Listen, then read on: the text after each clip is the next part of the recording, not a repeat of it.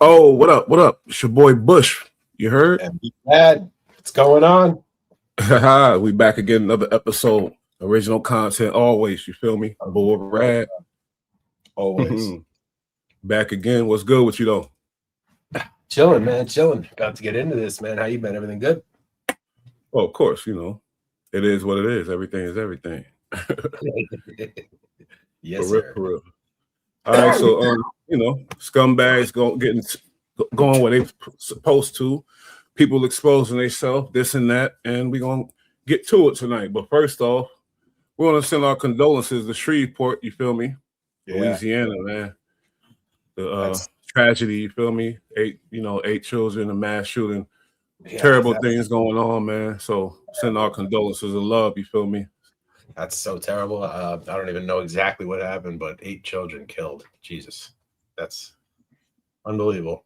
You know, unbelievable. So we'll see what happens with that. But yeah, we definitely send our condolences to everybody out in Shreveport. That's terrible. Or we gotta protect the kids. And you know, 50 Cent probably that's the town that he was gonna be taking over, rebuilding the studios in. So Yeah, I know I'm sure it's kind of crazy for him right now, man. But I thought he was like, everybody.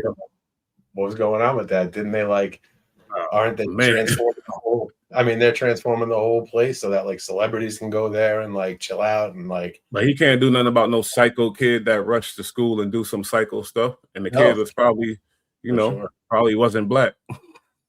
Let me stop. I'm sorry. Yeah. Send the condolences, man. Protect the kids. There's no reason to be out here murdering babies. And on that note, crazy. At all. On that note, protecting the kids. Let's get into the freak boy creep boys. You know, first of all, one of your favorites. Yeah, what? Don't even put that on me. That's your boy right there. We got a lot of content today, so we gonna set it right off, man. Oh definitely. Man, this dude right here. Oh God, look at him! What a punchable face! What a punchable face! He done messed up, man. Yeah. Johnny Tardbag Somali. If you don't know what we talking about, let me play a little bit and then we'll get into this. Oh man. Yo, I'm gonna laugh my off when all these motherfuckers are saying I'm going for 30 years, 20 years, 5 years, 10 years. Bro, I'm telling you, I'm not even gonna do one day, bro. They're gonna give me a fine and say, don't come back to Korea. You're the one who's gonna look so dumb when I don't get any jail time or anything. Like, bro, I'm gonna laugh like a villain. Who does this? Who does that? Wrong. Boy was wrong. Legal mindset. Oh, yeah, Johnny Somali, aka Ramzi Khalid Ismail, has been sentenced to 6 months and 20 days in prison with labor in Seoul, South Korea today. Oh my God! Wait a minute. Oh, with labor in Seoul, South Korea. Yeah, yeah, dude. Yo, and it gets better. I don't want to ruin it. Keep going. This is a good video. I watched this exact one. That's good. You did? Sheesh. Yeah. We're going to get that today on The Legal Mindset. We teach you to be around judge. I'm Andrew Esquire, American attorney who's been tracking this from beginning to end. And today we're going to break out the exact reasons for the guilty plea, his imprisonment, his sentence, and what happens next. So let's get into what happened today in Seoul, South Korea. So first of all, to just get to my opening statements, Ramzi Khalid Ismail, aka Johnny Somali, was found guilty on all 8 charges. So there were 4 counts of business obstruction, 2 counts of the Minor Crimes Act, and 2 counts of the deep fake distribution. Guilty on all charges. He was sentenced to 6 months in prison with labor, an additional 20 days of detention, and 5 years of offender status, with his phones being permanently confiscated. But how did we get there?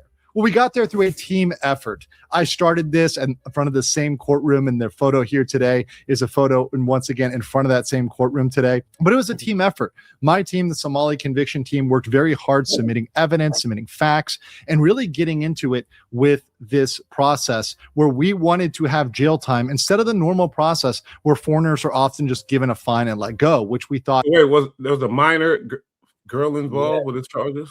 Yeah, okay. He made deep fake sexual pictures of like a minor or some shit, or it's sexual harassment of a minor is the charge that he got. So he's got a special 5-year jacket on that too. So he's going to his special. And he's a fucking personality. these streamers, man. I'm sorry to say, but something about their personalities is giving off like because a lot of them are getting caught with this kind of situation with minors. I'm hearing a lot of stories about it. You know, anybody that sits there and you could kind of tell these personality. They play kitty. They don't act their age, and it's like a joke, you know. And it's that means they probably want to attract a certain thing. They looking for them kids, man. Them fucking freaks. Yeah, like this kid's a piece of shit all the way, and I just love all the dumb shit he was saying on the internet about fuck the judge, fuck this, fuck that. They were going to give him up to 3 years, and they decided to only give him 6 months, but they have a week to appeal that, and they can appeal for a longer term, so they might get him on longer still. Johnny, let me see a little bit more of this. Could be a very, very real possibility if there was not more attention on this. And you can see we had Korean media, which interviewed us, and many people from the team were there. You've got Professor Ulrich Nod, you've got Kingman Lee, who's showed up off of X. You've got Atozi, you've got myself, Gabe, another individual who showed up who saw the coverage. You've got Atozi's editor. Everybody worked together. This was a huge team effort. There are a lot of people that aren't even pictured in this that worked together to get this done. And because of the coverage of this and also the coverage in Korean media, as you see here, that actually led to a different result than normal. But let's get into the trial facts itself. So how did the trial start? Well, the trial started packed with observers. Now, the first time I came, there was hardly anybody in that court. Okay, I don't care about how the trial went. Hold on. You see something new? Yeah, you can get towards the end.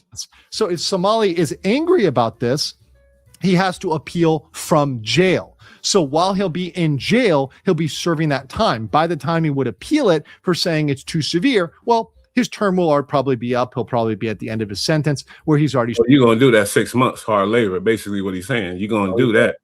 And they might get more. They may get more out of him too. But what that look like in Korea, hard labor, 6 months. It ain't North Korea though, so. No, it's South Korea. Yeah, it's not North Korea. North Korea, you'd need a death camp. They would kill him for this. Serve that prison labor. Now, the bailiff did escort Somali out after that, after they explained the chance for appeal, the 7 days for appeal. His possessions were taken. Somali seemed to be prepared to go to jail as he brought a full backpack with all of his things, and he was handcuffed immediately and taken to a side room where he'll be bussed over to the detention center, and they'll eventually decide which prison to send him to. After Somali left the room and we saw him be, taken off and handcuffed, all the observers left. Now, Korean media was waiting outside, and myself, others, Atozi, we were interviewed about how we felt about it. And we gave our true opinion, which is we are happy that he was proven wrong, but we think that he deserved more time there. They also asked us if we were talking as YouTubers or Americans or whatever. And I answered that we're talking as people interested in the truth. And we're interested in revealing the Korean court process and getting the truth out there, both to Korea, Americans, everybody, and making sure he serves the time that he should serve and he's punished appropriately. So here's my judgment. Somali was proven wrong when he said, I promise you I won't spend 1 day in jail.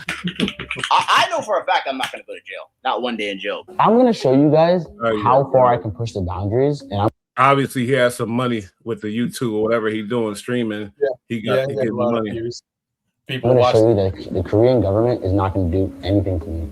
The Korean legal system is not as strong as people think and perceive it to be. That it makes me very, very happy that Somali was once again proven wrong on that. However, objectively, 6 months and 20 days is a light sentence. At least 2 years would have been appropriate, particularly given the prosecution's recommendation of 3 years. That would have been a compromise where they didn't get the full 3 years, but they also didn't get a small amount. 6 months is too light. And because of that, we strongly encourage the prosecution to appeal. And we will be, along with the 6 months, hard labor. It's light, but I know it ain't, it's going to be heavy for him. That ain't too light. He obviously weak. Yeah, he's a skinny little Somalian kid. Like, he doesn't do manual labor. He's a streamer. It's going to be great. He's obviously mentally weak too. For the stuff that he's doing and what he's getting caught up with in his demographics, it's probably all little kids watching him. Yeah, you feel me? And people that just love to watch and hate him. He sucks. He just sucks all the way around. Like he would just harass people in the street like a piece of shit, and then goes to foreign countries and does it. Like You might be able to get away with that shit in America. You can't go to a foreign country and do it. He's just What type of harassing? What does he do? just runs up on people in the street and like starts arguments and like pushes people and shit and just like starts fights and like he's just a piece of shit. Streaming people that don't want to be on a camera, just being an asshole. Oh, okay. Than they are in America. Like you can, if you're in public, you can film people in America, but you can't do that shit in Korea. Yeah, he deserved that 6. Let him sit up in there, do that hard labor. He gonna come out looking like a real Somalian. Now he's also like a fake sex offender camp. He's going to a sex offender camp, so like he's gonna get. Oh, they're gonna be putting all kind of stuff up in him. Sorry to say. Definitely shanks, birds, all that. Oh man, and don't get it twisted. It ain't just Koreans in that prison either. You got people from caught up from different places up in there. Some runners and shit from all over Southeast Asia and shit. Like some real fucking wild people probably in there. He might have run into a big bubba in there too. Tell you the truth, from Africa somewhere, whatever, who got caught up. North Korean defectors and shit. Like people. It's not going to be good for them, man. No, it's not.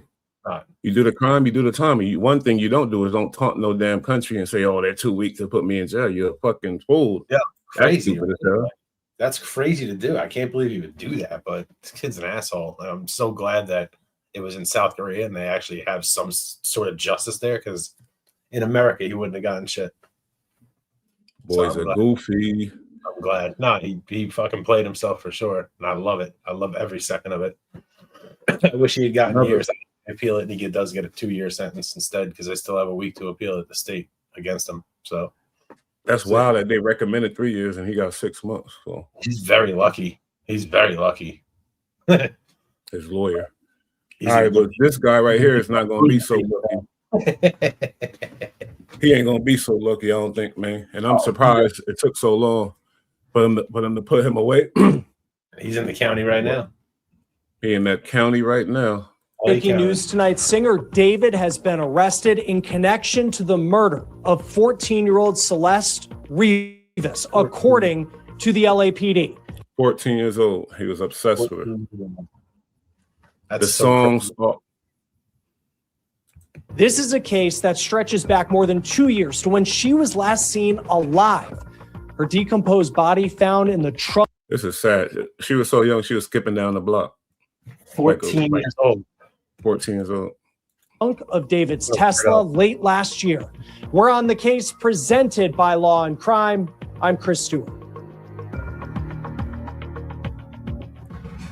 And then threw her in the Tesla. Like there must not been no co-conspirators in this. It must have been just his dumb ass, because it's like, who would do you feel me and just let her sit in his car? So dumb.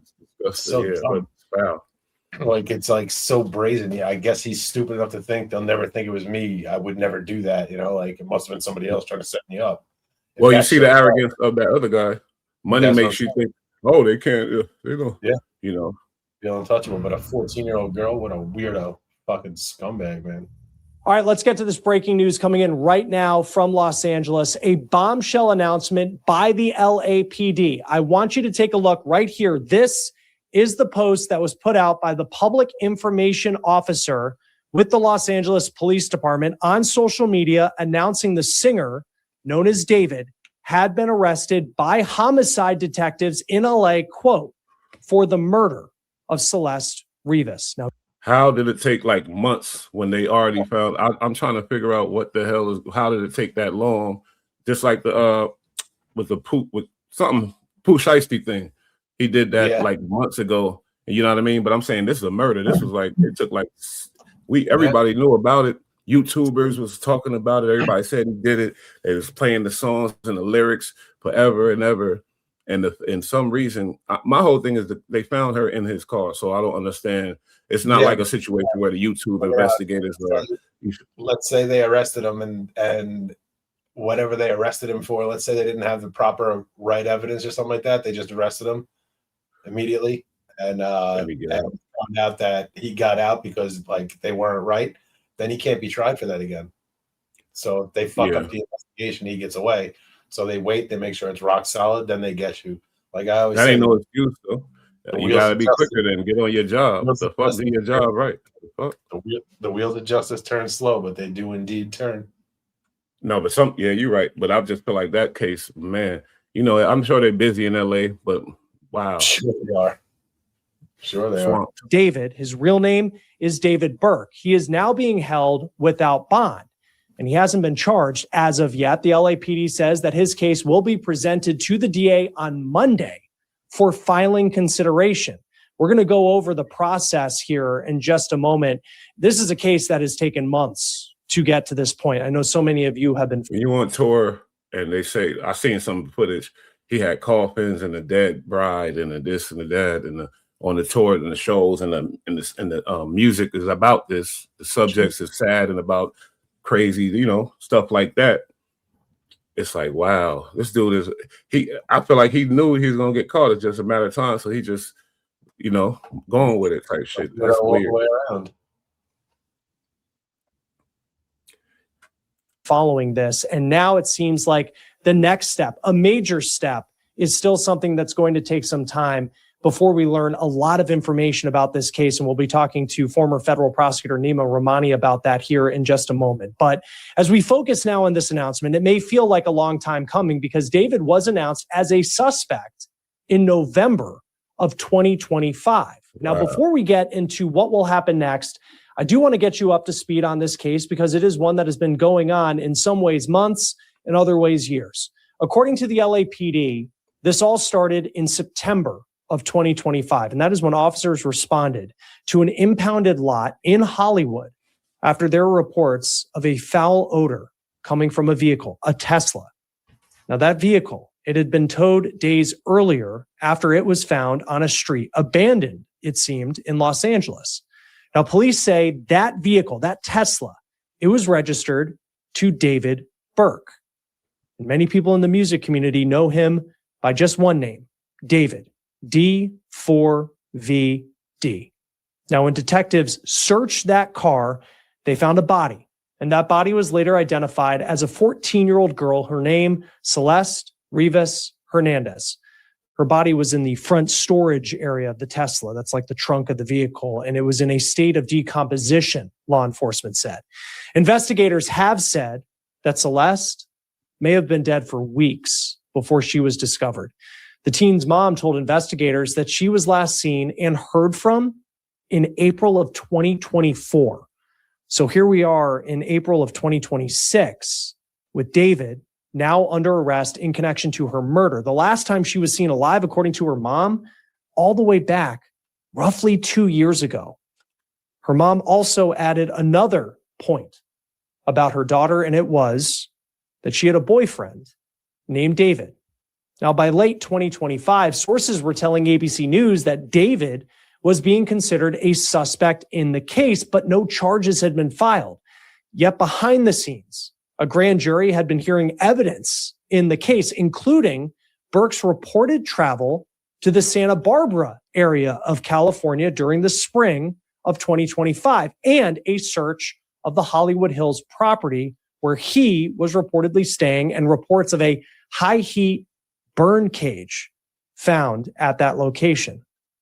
Then we go to January of this year, 2026. David's alleged close friend, a man named Neo Langston, was arrested in Montana for failing to appear as a witness in a Los Angeles grand jury investigation. And a week after that, Langston was spotted entering a Los Angeles courthouse and reportedly testified before the grand jury. But since then, for the most part, frankly, crickets in this case. No real developments, of course, until now. Joining us now to talk about this break. So, and then my whole thing is all that time, as soon as he was announced as a suspect, all that time he got to talk to his lawyers and get this together, get that together. And it's like, why even announce him as a suspect? Then that's crazy. Yeah. Well, I guess they had to make sure it wasn't anybody else first because it does seem a little off that it would be in his car. It seems like someone would be setting him up, but they probably did the investigation and it's like, no, there's nobody else. It's just him. And they want to make sure it's rock solid. They want to get a conviction. I think he might have some action. We'll see. I think he might have some action the way this whole shit is going, man. They let him get all that time. It's like, geesh. We'll see. But that's some foul shit. That's a little girl, 14. What's up with these stars, man? What's up with these people? Why are they all into that? I don't get it. I know one thing. These young boys that portray that image of I'm just a, it seemed like a whole pattern with these dudes. They all into, these little girls. Little femboys. Little femininities. I think this dude, they're not gonna get him with he gonna fight the case or whatever. But the dude, they said, hold on, let me watch a little more, because they said dude was supposed to be a witness and he refused or whatever, and then he came back. What the hell is going on, bro? One witness, him? How is he a witness, and who is he to David too? News, former federal prosecutor Nima Rahmani, president of West Coast Trial Lawyers. Always great to have you on Law and Crime. Big story out of Los Angeles tonight. Just what's your reaction? Because we have been covering this for so long about David's arrest.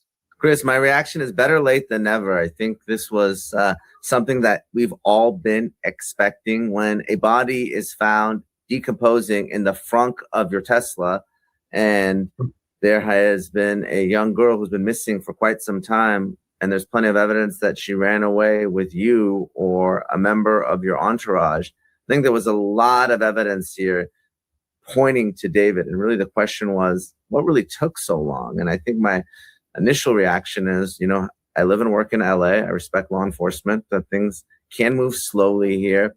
But I think this investigative grand jury, I think, really is the answer. I think the DA wanted to lock in some members of David's inner circle to make sure that they cooperate, they don't go sideways at trial. And I think that's what they were waiting on before they ended up arresting him. So the announcement that came from the LAPD's TIO account says he's been arrested in connection to the murder of Celeste Rivas. And then it says that he's being held without bond.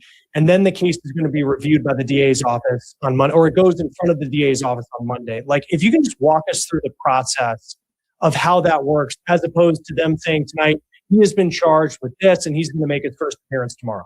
Well, typically when you're talking about the DA, it's a reactive case. It's not like this.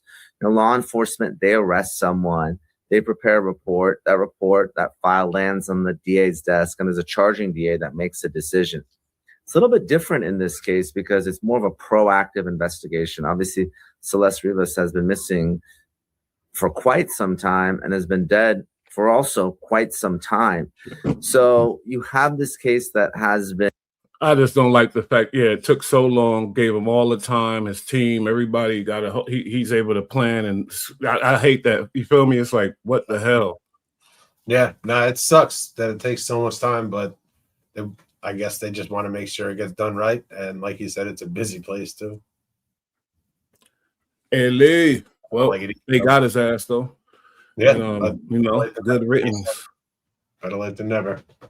And to all his fans, sorry. You shouldn't have been listening to that freak boy anyway. Yeah, for real, weirdo.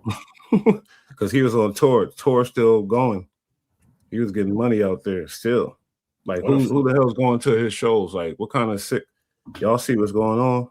Predators and little girls. I know, right? Predators after the little, that's crazy. You're right. So he's out of here. He's done.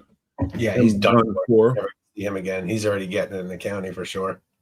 Yo, Boosie just left Vlad. You know that, right? He said he need 40,000. Vlad was paying him 25. He said he need 40. Vlad got it. Vlad's got it.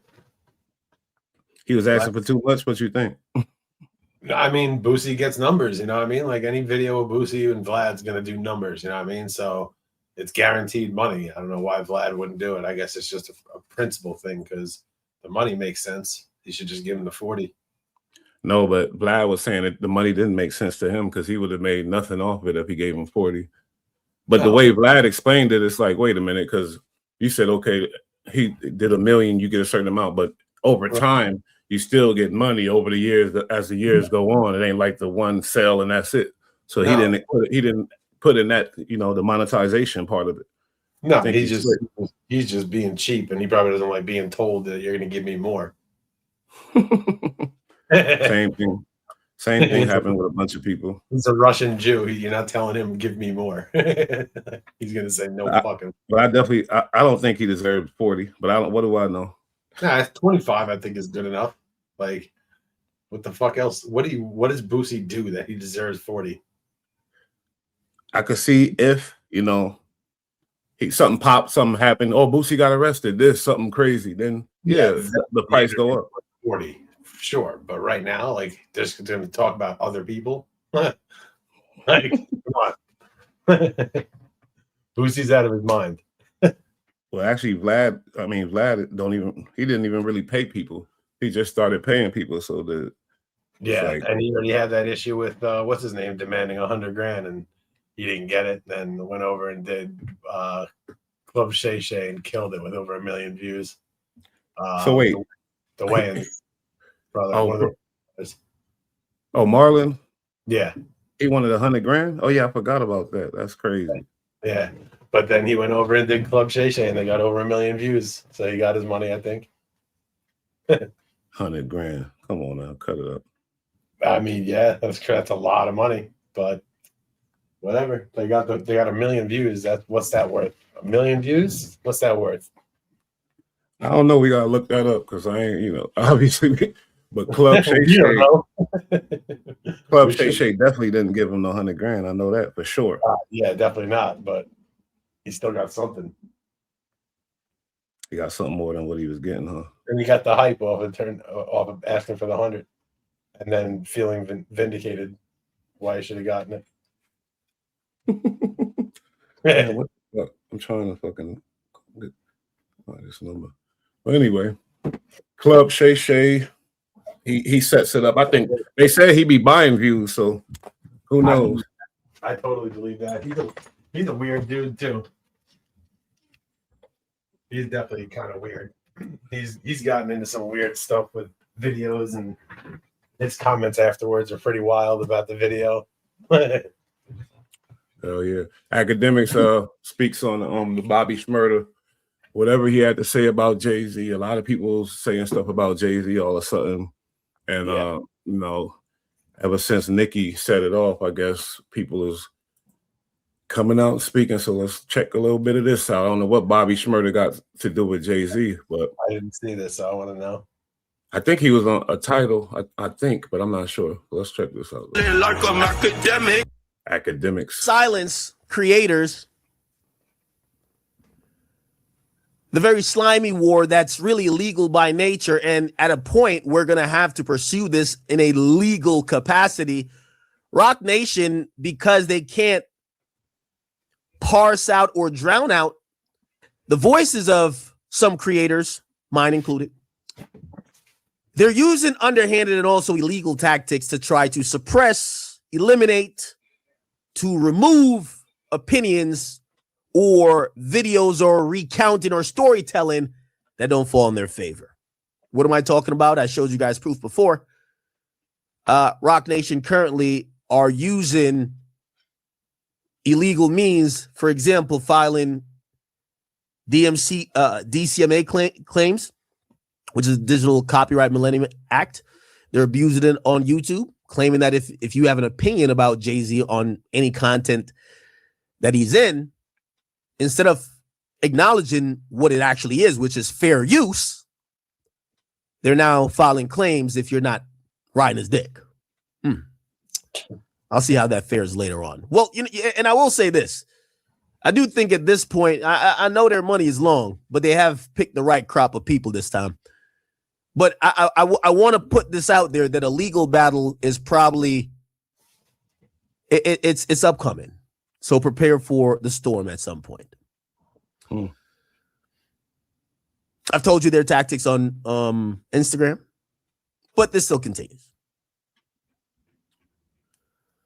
I'll tell you what I'm doing personally. We are gathering things that is showing that these people are misusing a law that's supposed to help creators. They're misusing it to try to suppress people's voice, which is the exact opposite of what this these laws they're trying to cite, even in copyright, is actually meant for. Anyway, we'll get to that another day, another story. But in the group of people who still, I guess for whatever reason, Talking about Rock Nation using their power. Maybe some people. It's interesting how some people all have the same story. Bobby Shmurda just did a stream with somebody named Kribas, and he wasn't that fond of Jay-Z. Now, I do want to make sure and repeat, I am not anti-Jay-Z, but I am not anti the truth. I'm not a propagandist for Jay-Z. Whatever, homie. You ain't gotta make no statement. Just play this shit. Scary ass. Thought you was big at. Scary. Or do I care to be? And I would like to hold myself to the standard where if, I speak about Jay, I could be as unbiased as possible, given the allegations, the rumors, but also clarifying facts. But I'm not too sure in this climate that's what's even respected, right? In this climate, it's kind of like you can't talk about him anymore. It's a little interesting. We'll get to it. Anyway, Bobby Shmurda had some choice words for Jay-Z, and this is what he said. They're not typing in, huh? That is a young. So you think Jay-Z runs the But fuck them niggas, nigga. Oh, Fuck them niggas, nigga. oh he shit. runs it though, right? Fuck them niggas. Fuck. Op Nation. You don't run it. You don't run it. You don't think you run the industry? I You feel don't like you know. You don't run it. Fuck them niggas. But fuck them niggas, though. You talking about Jay-Z? You know what I'm saying? I slap the shit out of Jay-Z, bitch, nigga. Oh, Bobby Shmurda. Slap fire out of Jay-Z. That's what he said. Damn. Hold up, man. We gotta rewind. I know ain't nobody in here, but I'll clip this up. Bobby Shmurda. What? So you think Jay-Z runs the He got the energy. Oh, Fuck them niggas, nigga. oh he shit. runs it though, right? Fuck them niggas. Fuck. Op Nation. You don't run it. You don't run it. You don't think you run the industry? I You feel don't like run you know. You don't run it. You don't run it. But fuck them niggas, though. You know what I'm saying? I slap the shit out of Jay-Z, bitch, nigga. What? Bitch, nigga. That thing, really clap, really claps. No, what you said on that rap. You know what you should do? I can get you a bag if you fight Jay-Z on brand. You know you fight Jay-Z. Yeah, right. He's on his poo shiesty right now. He said, F them niggas. This is a look. The thing with Bobby, like we love the fun energy. But I wish he was able to explain why and give us because I want to know the dirt because I know there's a reason. And I think, he was on title. I think he was a part of title. I gotta look that up. Yeah, he's probably getting It's just like a little bit of, Pop that thing, really clap, really claps. No, what you said on that rap. You know what let Bobby continue. you should do? I can get you a bag if you fight Jay-Z on brand risk. I don't fight. I shoot niggas. Oh shit. Oh god. Oh no. Say you slap it though. Let's go. I don't fight. I shoot niggas. This nigga is going ham. He mad. Yeah, I love this kid. He definitely was. He held it down, went to prison, held it down, right? Came back out, took that hit, and he just says that shit like that. I love this kid. He been a fool ever since, huh? Yeah. You know what No, run that again. I want to hear him say that shit. Let Bobby continue. you should do? I can get you a He on one. He's mad. That's so funny. But the thing is, they were talking about a show, I think, and Anyway, Bobby Live Nation. Shmurda had some choice words for He said Live Nation don't run nothing, so it's about some. We'll see. Jay-Z, and this is what he said. Scheme that is a young. So you think Jay-Z runs the Fuck them industry? niggas, nigga. Oh, Fuck them niggas, nigga. oh He shit. runs it though, right? Fuck them niggas. Fuck. Op Nation. You don't run it. You don't run it. You don't think you run the industry? I You feel don't like run you know. You don't run it. You don't run it. But fuck them niggas, though. You know what I'm saying? I slap the shit out of Jay-Z, bitch, nigga. What? Really clap, really claps. No, what you said on that rap. You know what you should do? I can get you a bag if you fight Jay-Z on brand. Shadow man.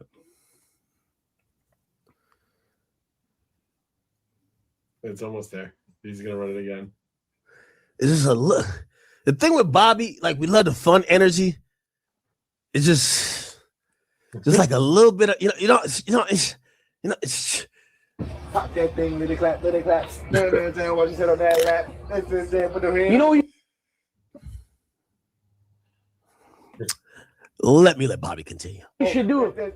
I can get you a bag if you fight Jay-Z on brand risk. I don't fight. I shoot niggas. Oh shit. Oh god. Oh nah. Hold on now. Wait. Oh, hey, yo, Bobby, I don't want to be nowhere near you.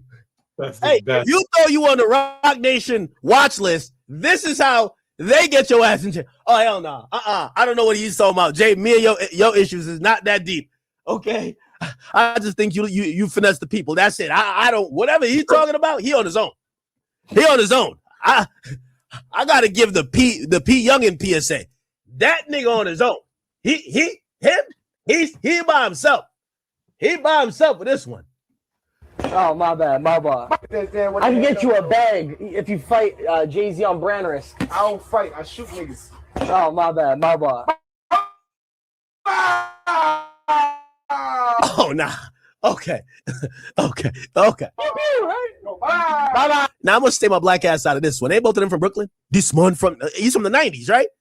Jay from Marcy. I don't know what's going on. Now, obviously, I explained this already, right? Like, I told you there's several artists where I believe Rock Nation participated in tortious interference. If you don't know what that is you intentionally impede someone's contract with a different company in hopes of trying to ruin that relationship for your own gain, right? That's usually what's called tortious interference. And the point is that Bobby Shmurda was signed to Epic Records. They started managing him when he got out of jail. They wanted to sign him because that's where the money was. He was still on the contract. They basically torpedoed his relationship with Epic. Epic said, all right, cool. We got him on the contract. We're not going to let him go unless you're going to buy him out. Of course, Rock Nation, cheap as hell. They didn't want to buy him out. They just wanted, Epic to do the right thing and drop him. It's like saying, oh, Gucci should just drop Pusha. It's not going to happen. So they kept Bobby on the contract. Basically, their underhanded tactics turned into a situation where Bobby was a man with no island. His label didn't. Hov finessed him like he finessed everybody else. God damn it, he's a finesser. Anybody that signed to him, you should have took the hint in the beginning when he said he's a hustler, baby, and all that shit. He's a hustler, crack dealer from the street. People started looking at him like he's some folk hero, and he did give the image like, oh, this is for the people and for the artists. But it's definitely not. And Rock Nation ain't that label that's looking out for the people at all. Oh, they're Rock not Nation looking out for themselves. Rap label. And it's all coming out, pause. But Nikki, she's a big artist. She ain't no little artist. She was a huge artist. For her to say something to him, I think she deserves a listen. Yeah, I'd say so. If she's complaining, there's probably something to it. Is that all he said? I want to fuck with him anymore because of Rock Nation, and Rock Nation, after realizing they couldn't get him, they basically said fuck him too, essentially. And what turned out from that is that Bobby just was a man or artist with no island, and he basically just eventually just went independent, and his career was pretty much, if you ask me, it was at the expense of a interesting and dirty game being played by the management of Rock Nation, who was trying to be a label. Same thing happened with Uzi. They ruined Rock Nation's. Oh no, they ruined Generations Now relationship with Uzi for a while. That was fixed later, but that time where he was beefing and Atlantic was also in the situation saying, "What the fuck is going on here?" That was really a changing point for Uzi. You could match all these guys' career with those type of behind the scenes things. You might listen to what I'm saying and say, "Ak, what are you talking about?" Start thinking about every artist. I'm going to say the moment where their career starts on a downshift, or you're like, I didn't understand why they were so lit, then they went from whatever. It's internal strife. It's beef. It's Atlantic saying, wait, if Uzi's our artist, like, what do you mean Rock Nation, right? Like, again, you're fucking up these guys' careers by trying to poach them while they're on the field. This ain't NBA. Basically, when the machine ain't rocking with you, you see what's going to happen, the differences, you know what I mean? And then they start seeing the difference in their sales and the difference in the exposure, and they're like, oh, shit. Yep. Well, and that's Jay-Z. money at that point. That's the end of your money. Who's to blame? The boss. You feel me? For sure. For sure. Jay-Z. Didn't market him right. Fucked it all up. But you think he was you think he really slapped the shit out of Jay-Z? I don't know. Maybe. I mean, he's a street dude, and if he got face to face with him, he might if he's drunk enough. He's small. I think he'll slap the shit out of you, maybe. But No, Jay-Z he couldn't even reach my fucking head. You know, Smurf. Oh, squash Bobby. He would have to shoot me. Nah, I think that's Somalian dude to get you though, especially when you get out of Korean jail. He gonna be a little. None of these dudes want to throw hands at me. Trust me. When I tell you. Yeah, all right. I'm gonna set it up. We're gonna line it up with the Somalian dude. Block away. Like, get out of there. Bobby said, his fucking big waterhead, 67 IQ piece of shit. He's a fool. I'm just saying, man. They be tough. They be third world tough. Oskino has some. Let me see. Bitch. Speaking of a tough guy, Oskino. I don't know. I think he did. Oskino. Hold up. I got the real interview. I ain't gotta watch it. I ain't gotta watch him. Oskino has some things to say too. He's a fool. Who is he? I don't know him. Yo, he's from state. Probably was signed to Jay-Z, man. And he been saying shit. He been recognize him. And he been saying the same. I ain't gonna lie. He one of the first ones to say something against Jay-Z too. He was from state property. You from the streets, like you know not to make no statement. Come on, bro. Like say Gucci man. I'm in the studio. I didn't burn Pooh Shiesty for all this money. He come in, we got to meet.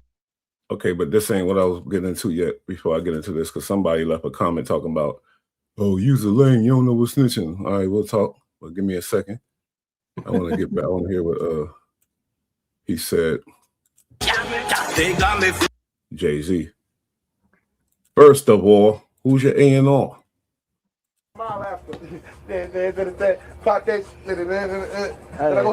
Oh damn, Bobby did more. Bobby going down. And these other entities, which I could go into a long cartel, and it's going on. Yo, someone want me to ask, what's your favorite song? Okay, all right. So he says that about Jay-Z. I will also say, Meek probably is gonna be like, nah, I like every post or whatever. But remember, I told you there were little seeds already. But apparently, Meek Mill liked this post, and I got like 15 people who sent this to me. Let's hear what Oskino said. Why would Meek like the post? Here's what he said. Called 9 Brigade from Philadelphia. They got a song called All I Need, right? Jay-Z stole a beat, they hook everything, the whole song, right? The only reason he couldn't get away with it because they were signed, they had paperwork. But if you go to YouTube and put 9 Brigade, NAAM Brigade, All I Need. Let me sing it with you. You hear Jay-Z song All I Need that he took from them.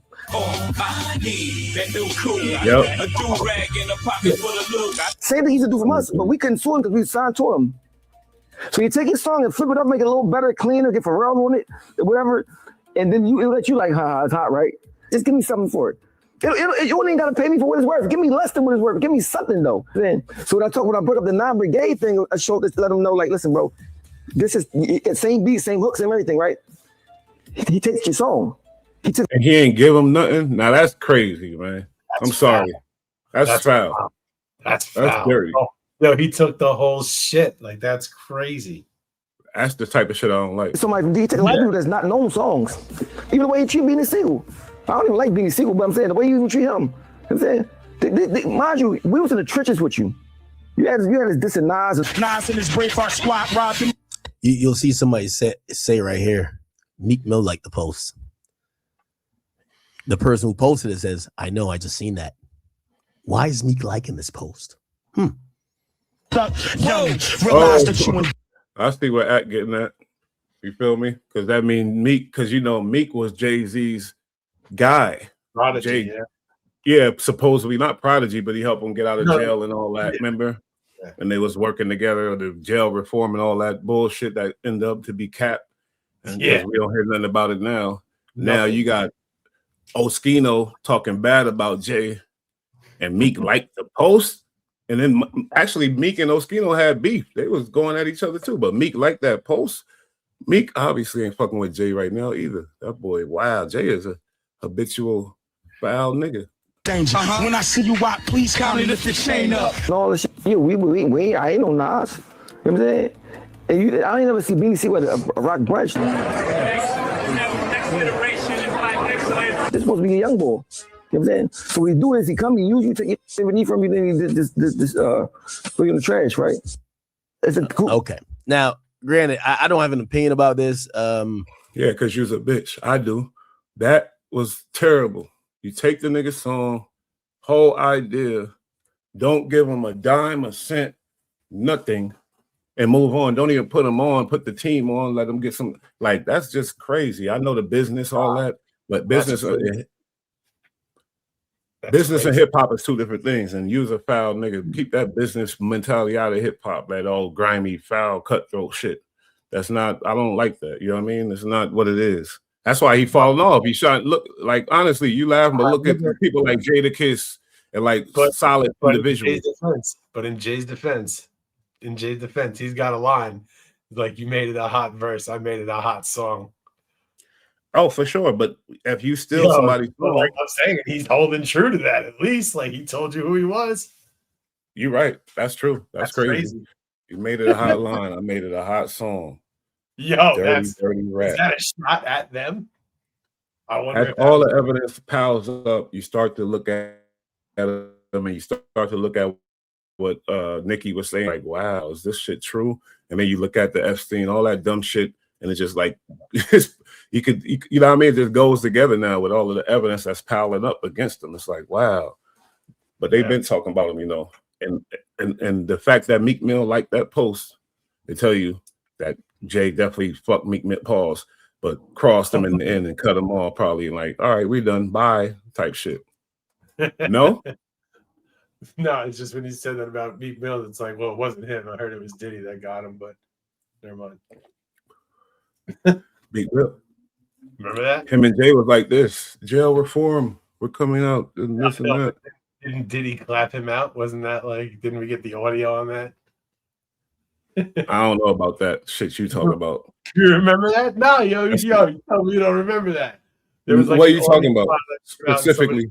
Meek Mill's getting clapped out by Diddy or some dude, and Diddy in there watching behind. I don't remember that because it sounded like some bullshit. I probably don't believe it. I remember it. I'll look it up and look. I know, but I'm just saying it might have been some bullshit. It's something that I couldn't believe. Yeah, I'm saying I don't know if it was real or not. I'm just asking if you remember that shit. Crazy. That whole circle was fake. And obviously about money and big, you know, all that big circle with Jay-Z, Diddy, these guys, you know, it's all a whole, what you call it, mirage or whatever, of family and, oh, this is good. But you know what's going on. Like, obviously, especially now with everything that's coming out. Yeah. And you wanted to be signed to Diddy back in the day. That's the crazy part. It's like, I told you, you know what I mean? I was telling you. Because, you know, he picked Machine Gun Kelly over you, and you was all mad and shit. My thing is, you dodged a bullet, motherfucker. I guess I did. He was trying to be at the parties. Fuck that, man. We could party too. Nah, but Diddy will get you for sure. I'm sorry, I think Diddy will get you. Diddy be boxing. Diddy, and he in jail right now. So yeah. Yes, I'm still out in the Hamptons. Where's he at? I'm out in the He Hamptons. outside, right? I'm still outside. What's up? I'm still out in the Hamptons, and he's not. So all that talk about him getting out, that ain't happening. I don't think they said this is it. You know, whatever. He's not getting out though. I don't think so. It'd be crazy if somebody stabbed him up like the day before he's supposed to get out. Just do it. You got people already upset that they think he got too little time, so they're not gonna let him come out now. Come on now. Yeah, like what? He's got 4 years, 3.5 years to serve, and he already served 1.5 years of it. Now it's 2 years, I guess. He's got 4.5 total. Was it something like that? I don't know. Oh man. Yeah. Are we gonna get some music from him when he get out? Nah, let's not get into that. He's definitely not doing nobody listening to his music no more. Actually, we already know because before he went, his last album flopped. Right before he went, and it was whack. So hey, that's been over. So yeah, It's over. This lame, what he say? He said, you a goofy. A rat is someone who gets caught in a crime and they tell to get out. Gucci is a victim of his crime. You dumb. Oh my God. Hey, listen, I don't make the rules, buddy. I don't make the rules, my boy. I don't make the rules. I'm not a part of a gang. Guess what? They try to crucify Max B, who's not in no gang, who's an artist, and he didn't put nobody in jail. They was already in jail, and he just whatever else. They try to crucify him. But now Gucci man brought. I'm saying, Joe, my boy, because he was in Atlanta. He said Gucci. He disagrees with me, but I know because I watched the hip hop. Gucci brought that blood stuff to Atlanta, and he was throwing up the red rag way back in the day, and then he found Lil Wayne. Just because you get robbed, now all of a sudden you want to be a businessman, but you're a gang member. Like you don't get to call the cops and still be all right. You know what I mean? As a gang member, you don't. You look like a lame. You can call the cops, but you look like a lame. No, you look like a rat. You are a rat, and you're going against the code of what you've been preaching to the kids for all these years. So it ain't even just lame. It's you're a rat too, though. For so all this picking and choosing, and that's the thing that your boy Whack 100 be doing, picking and choosing. Yeah, bending rules for people they like. You got to keep it a buck. That's why keep it 100 though. People I like don't get into sketchy shit like that. I don't make the rules. Whack 100 over there, and another academics, and he said a bunch of stupid shit too. So where it's like, wow. But I just, let's trip a little bit off, but not too much though. This guy's a nut. He's really defending them. The exposer is defending Gucci man. Tell you the hypocrisy and the dumb shit that's going on.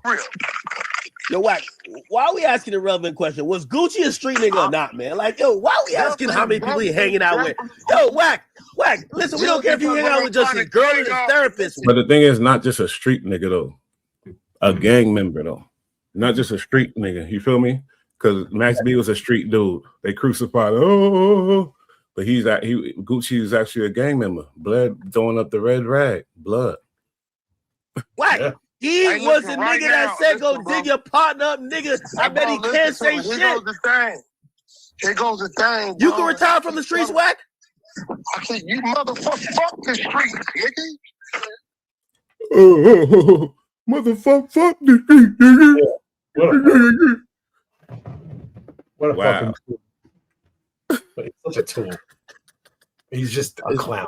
He's just a clown. Do you believe he's fighting for this when he's exposing other people that don't even got paperwork and he say he's a rat, people that he don't even have paperwork on, Jim Jones and certain people, 21 Savage, he has no paperwork on, he's trying to just crucify him, but he's fighting for this guy who's Rat-a-tat-tooey. The fuck is you talking about, nigga? I wish I could turn on my FaceTime. Listen, I am out. He's such a fuck. Embarrassing almost, I ain't gonna lie. Side of my community, look, don't say nothing. Listen. You don't hear nothing. Oh, he's in a nice community. So now Gucci can rap because you're in a nice community. Fuck the streets, man. We out here, we in big houses. Yeah, gay. Gay as hell. Everybody know if Gucci came in as a businessman from the start, nobody would be saying nothing. Like if somebody like what's his name? Any executive, you feel me, in the music industry could tell the police as they supposed to do. Any real executive, you know what I mean? Not no fake ex-gangster gang member rapping about robbing people and this and that, because Gucci was rapping about robbing people a lot in the beginning. Yeah, so it's not like, and the thing is, it's like you gotta differentiate and check out the poison that Whack is putting out there. You feel me? He's a piece of shit. Yeah, I can't listen to him. I don't listen to him. I'm sorry. There's a little more. It's all good. It's great content because he's a fucking idiot. And he's the gift that keeps on giving. He's stupid 24/7. It's great. He said, listen, nothing's here. Ooh, you in a nice neighborhood. Ooh, hiding. Yeah. You give a fuck about no motherfucking streets, man. Streets, man. Is you crazy? You don't give a F about the streets, but guess what? Your artist Blueface, he raps gangster music and you put that out in the street. Your other artist Game rap gangster music, you throw that out in the streets, influencing the kids. you represent the gang. You always talking about Paru and this and that. And you putting that out, but all of a sudden you don't care about the streets because your friend grew up. He's such a fence jumper. It's ridiculous. I would never do anything with a guy like that. I would never commit any crime with him ever. That's the worst kind of snake right there, boy. Like, bro, ain't nobody give a fuck about that shit. Everybody want a tired nigga to, man, listen, that's where we come from. We tell our stories or whatever. Nobody give a F about that. But you think Gucci's album is you think he's gonna be able to rap still? I mean, people are probably still gonna buy his album if it's decent, but it's not gonna be what it was 20 years ago, and it's not gonna be what it was prior to this. He's washed. You know, like he looks lame. His artist fucking jacked him up, beat him and his homeboys down, robbed him, made him sign over the fucking contract like Vanilla Ice. Crazy. Yeah, that's another point. They Vanilla Iced him, first of all. It's then he went in total too. The artist got the fucking label. That's crazy. We Awesome. walking past that he just got Vanilla Ice too. Nobody really speaking on the fact that he did get, you know what I mean? Wow. Yeah, if Pooh beats this and comes home, he's gonna be the king. Yeah, that's a whole fact. He's gonna be whatever the street. And Gucci gonna be looking as stupid as he looks now. And Yo Gotti gonna be the man too, because I'm sure Pooh gonna sign to Yo Gotti. Because there to be utilized like a great big pussy waiting to get fucked. You use it, you get your money, and you get the fuck up out of there, and you move into a neighborhood and a big house like you got, I got, Gucci got. Yeah, but Gucci got his through the streets. I got mine. No, he didn't. No, he didn't. That's cap. He got it. It started off, a nigga when Gucci went to jail, right? He left his woman $2 million, and we know. Maybe I'm just different because academics was about to say something, but he got his from the streets too, and everybody getting their shit from the streets. You're getting money off the streets. Academics, he was reporting about the killings and the gangbangers and all that. That's how he got on. Whack is just artists or gangster rappers. They're putting content in the street and they're using the street, and that's for the street.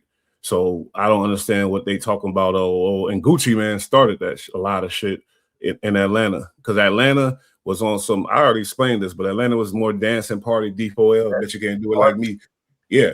Then when Gucci dropped, and then Waka Flocka and Brick Squad, and then it went gangster. And then it kept going gangster and gangster and more gangster. Yeah. So the streets.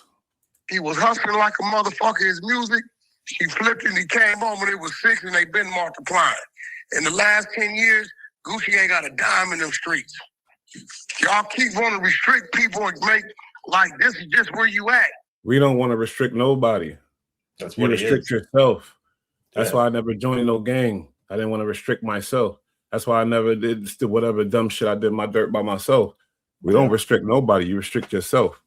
You're out there putting out this whole facade, poisoning the kids, and then you turn around and be a bitch and rat. Yeah, you earned that fucking reputation. Now wear it. You wanted that. You wanted that. Yeah, whack, and you right with them. Whack. Obviously, use a rat, because if you defending this type of shit and then switching sides.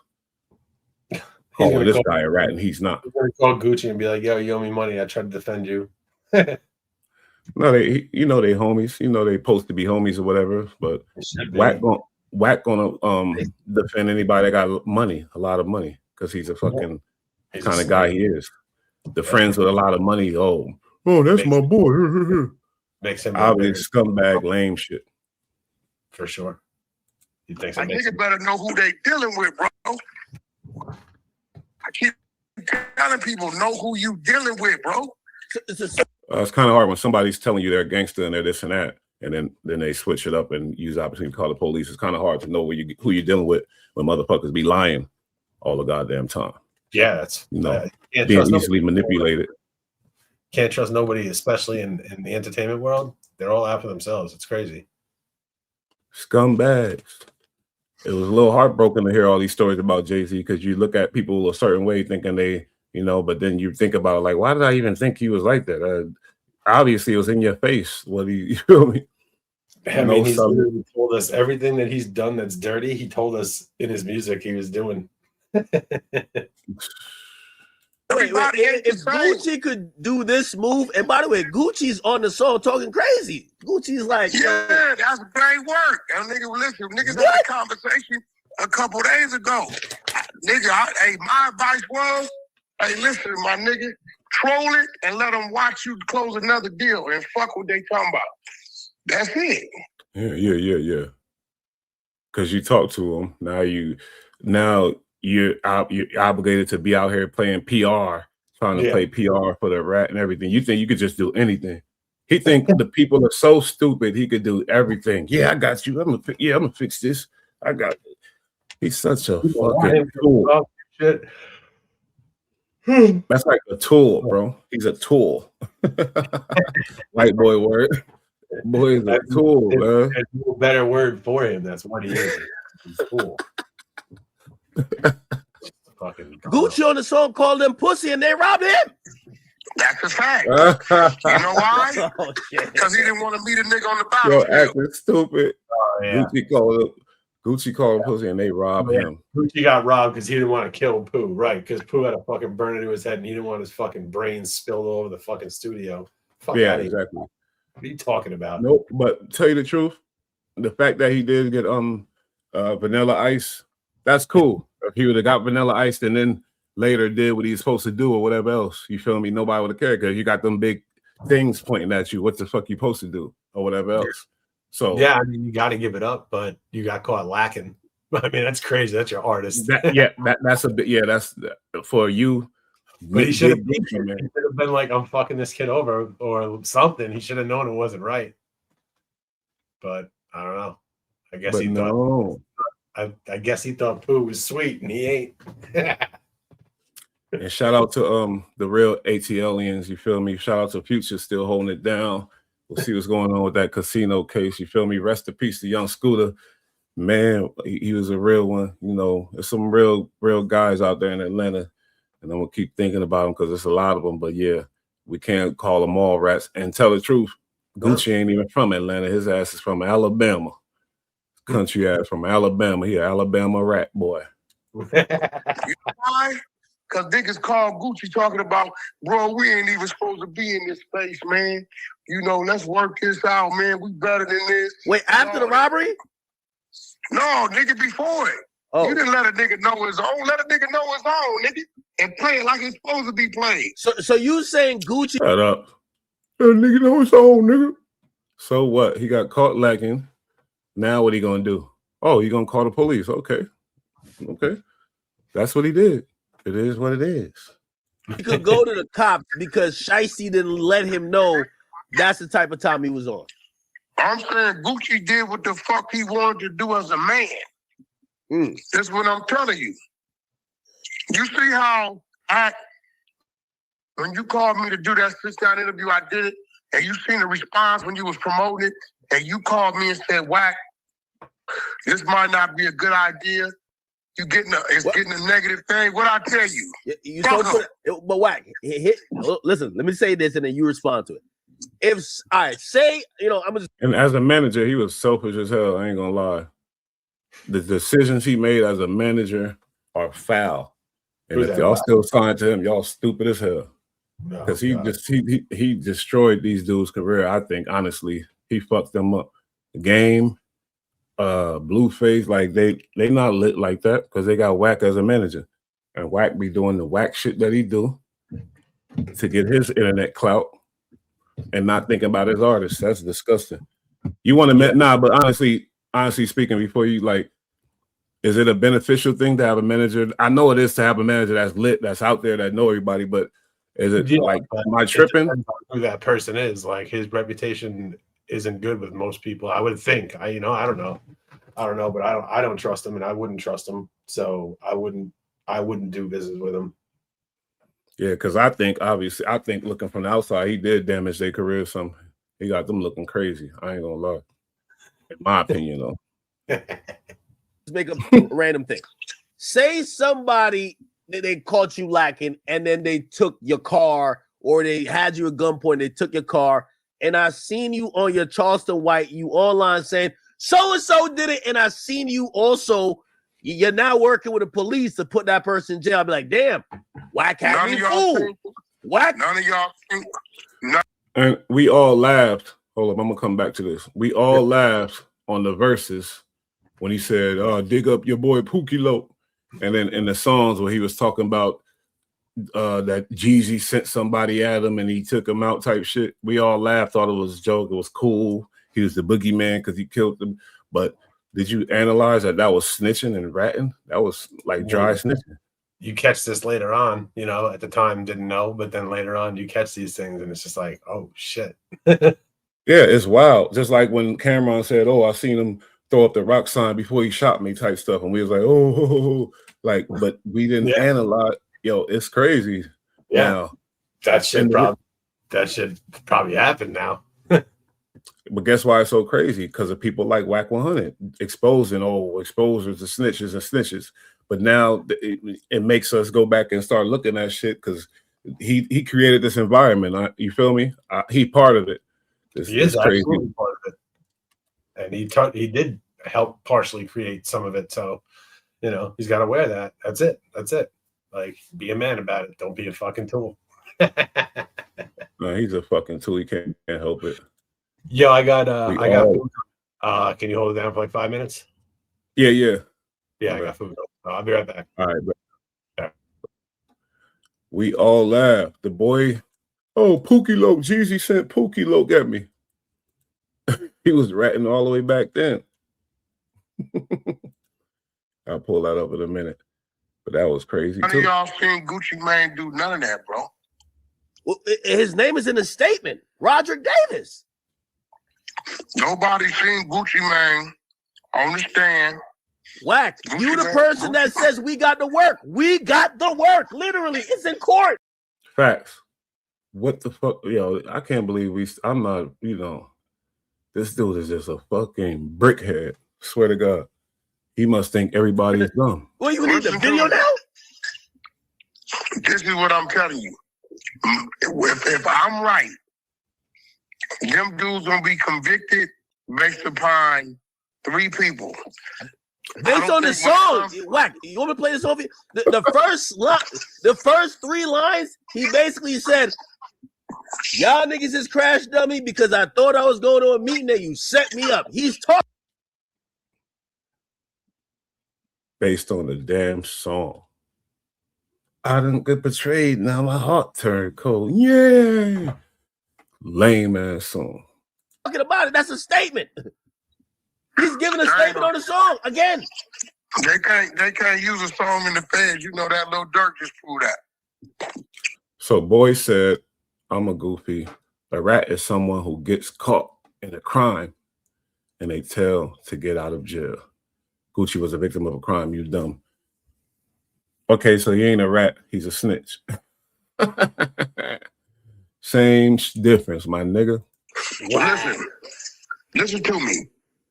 I don't believe Gucci is gonna cooperate with the federal government. He done been betrayed and his heart turned cold, nigga. Whack, he just did a bunch of telling over an 808 beat. That's a song, that ain't a statement. Whack, his name in the paperwork already. Whack, hold on, Whack. If I send you to work, you gonna read it? We have to work before you. but you saying that you saying he got to be on the stand. Why he got to be on the stand? But you had a proffer for shiesty, and you're like, yo, that's good. A proffer is federal. Listen. A statement is a statement. Listen to me. His statement got somebody in cuffs. Listen, little square guy. If Pooh Shiesty would have been getting charged in the state of Texas, y'all got him. And he still gave a statement to identify. I'm not gonna deny that. But he picked him out of the lineup. Listen, the federal government has picked it up, right? He has yet to give any statements or show any cooperation with the federal government. So, being real, so you're saying he snitched to the Dallas police, but since he ain't snitched to the feds, it's different. No, telling is telling. I'm just telling you, when it comes to their conviction, I don't believe he's gonna take the stand for the fans. That's all I'm saying. If you thought that Young Thug told with that interview, this is full blown telling. This right. Come on. Young Thug definitely told. What I'm telling you is two different things. Did he give a statement? Yes, he did. Why did he get a statement? He did what he wanted to do as a man. And to this date, he has yet to give a statement as a man to the new agency that is bringing the charges. That's all I'm saying. So you're saying he could backtrack the telling by not telling anymore? No. I'm telling you, they are not being tried in the state of Texas on the state level. Yeah, well, hold on. But Whack, the feds took over the Dallas case, which he already talked to the Dallas people. So you're just saying you need a new statement. No, what I'm telling you is when it comes time for him to get on that stand in federal court, right? Yeah. And stand up on what he told the Dallas PD. Either A, he ain't gonna get on the stand, or B, he gonna get up there and plead the fifth. That's all it ain't gonna matter. But guess what? That's what Lil Woody supposedly did. But do people still consider him a rat? Yes, because is he a rat? Yes. We already ratted. So whatever, see the smoke and mirrors that Wack trying to do and avoid what's going on, it don't make sense. It don't even apply to what we talking about. We saying Gucci Mane's a rat. You saying, oh yeah, he did, but he gonna go do this and that. Who gives a fuck? He already ratted. He's a ratty, ratatouille. Gucci Mane got on the Elon Musk SpaceX rocket and went to Jupiter. There's still 3 other people there, including the off-duty police, that's gonna fry them niggas. I'm just telling you, yes, he gave the initial statement to Dallas PD. We all can read. We know who RD is. We see what that is. Okay, so you're basically affirming that there's no difference between Gunna, Young Thug, and Gucci Mane. It's the same species. Listen, hear me out. Telling is defined when you give information on anybody other than yourself. Now we're going into some muddy waters. If you go get the book, you should pull it up. You should do a segment on your show, right? The 13, the commandments of the YNs, the New Testament. Bro, one of the commandments says you could tell on a nigga if they tell on you. I remember that one. Now he's saying YN, so. This is business. This is corporate business. This is goofy ratting. This is goofy ratting, boy. Yeah, because Shiesty's, he's about everything he said. No, I'm telling you that Gucci is an entertainer. So you was never like this. So the image is Denzel Washington cap? Yes. So you're saying the image of Gucci, he was never this like street guy. He was just plain one on TV. And when a real street guy stepped to him and robbed him for his earrings, of course he would tell. No, what I'm telling you is Gucci's a great entertainer. If that's the case, then say it then. Gucci ain't a street dude, he an entertainer, okay. And let it be known then. Because he went back to Alabama. He went right back to Alabama like a country Bama. And he performed for his town. Everybody showed him love, I'm sure. Because I'm sure they like, this is Gucci. Shit, he from our town. Even though he abandoned us and went to Atlanta, started claiming Atlanta, you know. But he from our town. Nigga ran away from Alabama, started claiming Atlanta. Now he want to come back. Thank you so much. I'm so looking forward to this. The energy has been special. What do you make of this crowd? I'm loving it. I love the energy. Hey, y'all not gonna believe this one. Gucci Mane just hit the stage in Birmingham, and this wasn't just some random club appearance. Nah, this was a major halftime performance at the Birmingham Stallings home opener. His big return to Alabama after all that wild drama tied to Pooh Shiesty. And trust me, the timing on this, yeah, it looks real strategic. Say hello to Miss Nunu. She's so gorgeous. Sign up to get free silver on your next purchase. Cute, very and you can get detailed. larger incentives as you go. The more you learn, He ditched Alabama. Started fronting like he from that ATL. Now he getting caught up in the bullshit from the Memphis boys. Guess what? He back in Alabama buying purses. the more you can.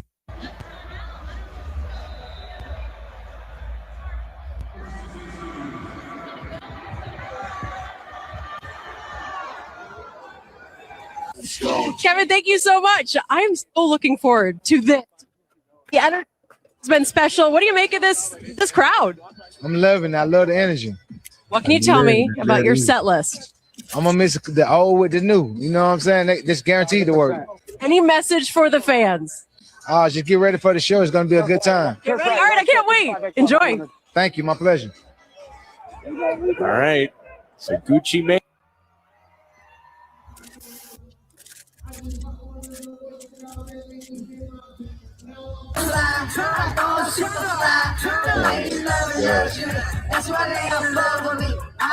That sounds terrible now.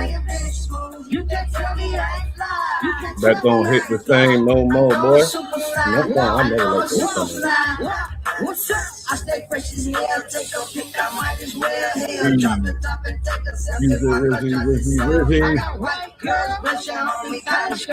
No, please, that sounds terrible. I hate that song. That's a rat anthem now. Because when they get locked up, they want to fly. They want to fly the fuck out, so they fly the coop. That's a bird, you know, what they call stool pigeon. That's a stool pigeon anthem. Super fly. That's how it is.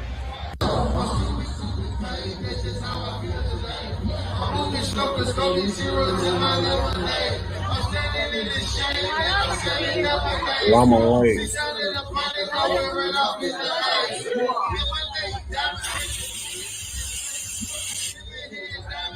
Wow, this is pathetic, bro. This is pathetic. He out there with the police. So allegedly robbed and held at gunpoint during a business. Right back to Alabama. That's not industry acknowledgement. If it's not cool, then this is how you move. Possibly got you caught up in all of this. And what's the rules for the street and the snitching thing? I ain't got to say nothing because I really don't know him. I didn't even really know nothing about the incident. Like, the incident was new to my knowledge. So, I mean, with that being said, hey, man, you know what you did? I'm for coming to see you, buddy. That's right, man. And then salute OJ the Juice Man, another Atlanta realin', you know, another Atlanta boy. I love his name, OJ He the just Juice. got out too. He had some health problems. He just got out of jail though. Yeah, OJ the Juice Man. And as far as in the street, you know, man, I mean, the street's gonna be the street, man. They're gonna like you, they're gonna love you, they're gonna hate you. So no matter how it come, especially in that Gucci situation, I mean, once it went that route, you can't handle it nothing but corporate. Like the paperwork, null and void, dude signing under duress. I mean, like say Gucci invested $2 million in him. Hey man, give me $5 million. You know what I'm saying? I want my investment back, and you know, you gotta get a little profit off of it. So if a guy that was offering you $15 million, give me the 5, walk away with 10. I would let you out the paperwork. I know I got 2.5 million. That's what I kept saying. So, I mean, I'm like, The rat, even his partner though, even his old partner though, ain't no not coming good. back from this. Like, at least, I mean, he calls it straight for sure. He's not playing favorites because he likes them. We'll see what other people have to say about it. But you know how people be bending the rules and shit when they like somebody. Yeah, I ain't with that. You know what's crazy too? He soon as you know, he came up from Atlanta. That's where he got on. You never hear him say nothing about Alabama, where he's really from. And all of a sudden now, his ass ran back to Alabama and want to be embraced after you did this bullshit. He embarrassed them and you want to run back to them, motherfucker. he wants to hide out there because it ain't nothing really out there. He had to go Yeah, somewhere. I know. So He he like wants to shit. hide out where it's safe. Come on, baby, let's go back home to Alabama. Yeah, You see what this dude. them. I ain't like how Yayo was over there, you know, trying to play the middle of the situation. But I respect Murda. Murda definitely, you know, said what he said, and I think that was real. I don't think he was trying to put on no show or nothing. You feel me? Murder stood on it like you expect him to, and you know, fucking what I will say for Yayo is like, now that he's getting older, like he was always a level-headed dude, you know what I mean? Yeah, obviously, because he had to be to survive. Yeah, but now that he's getting older, like you can see he appreciates shit. He appreciates life. He appreciates the shot he's got, the shit he's doing, the shit he got to see, the shit he got to do, the places he got to go. Oh yeah, he definitely showed gratitude every time. He really does, and he's hyped on all of that every day. So like he's thinking like a regular dude, you know what I mean? Yeah, I hear you. You know, which is cool to see. That's cool to see that, like, you know, you were a gangster rapper, shook shit up in the 90s and the 2000s, and now you're like a regular dude hosting a podcast, and you're not trying to be some fucking 45-year-old gangster. Like, you know what I mean? Like, he's just keeping it real. Like No, a for regular, sure. But this is a specific isolated situation of a gangster sure. rapper who claimed he was a gangster who turned, you know, this is different. And No, like I said, if Russell Simmons or whoever else was in that situation, yeah, you posted, yeah, for sure. No problem. That's what you're supposed to do, type shit. So it ain't like we saying, oh, you're a rat because you told. Like, no, you saying you're a rat because you was representing this gangster image and saying you're a gangster. And there's several interviews where I got him where he was saying, I'll never rat. I put that on my mom. I'll never tell, type shit. And then you're doing it. So it's a different situation. never say never. You feel me? Nah, some niggas could say never on that. Yeah, some. They're saying that Gucci Mane is gonna release a song at 12. No, but I know what you're saying. Never say never. He changed his life. He ain't the same Gucci Mane. I get that for sure. I don't want nothing to happen to him. I don't think nobody do. You feel me? But nah, it doesn't need to go down like that. But I mean, if he keeps fucking around and playing with people, he just got exposed as a bitch. This might not be the last person that runs down on him. Facts. And here on Bull, like, how we not going to talk about that shit? That's what we talk about. Like, o'clock. Who cares? Responding to the allegations. Who cares? You already made a statement. It's all right. It's okay. You mean you from the streets? Like, you know not to make no statement. Come on, bro. Like say I'm Gucci Mane. I'm in the studio. I didn't burn Pooh Shiesty for all this money. They come in, we got to meet. And I think they about to do something. Pull an AK out on me. They smoke, smack my engine. Whatever they do, they rob me, take my chain, my watch, and all that. Right. The last thing I'm gonna do is call the cops. Like the absolute last thing I'm gonna do is call the cops. Listen. The last thing I'm gonna do is call the police. I can't be Gucci Mane and call the police.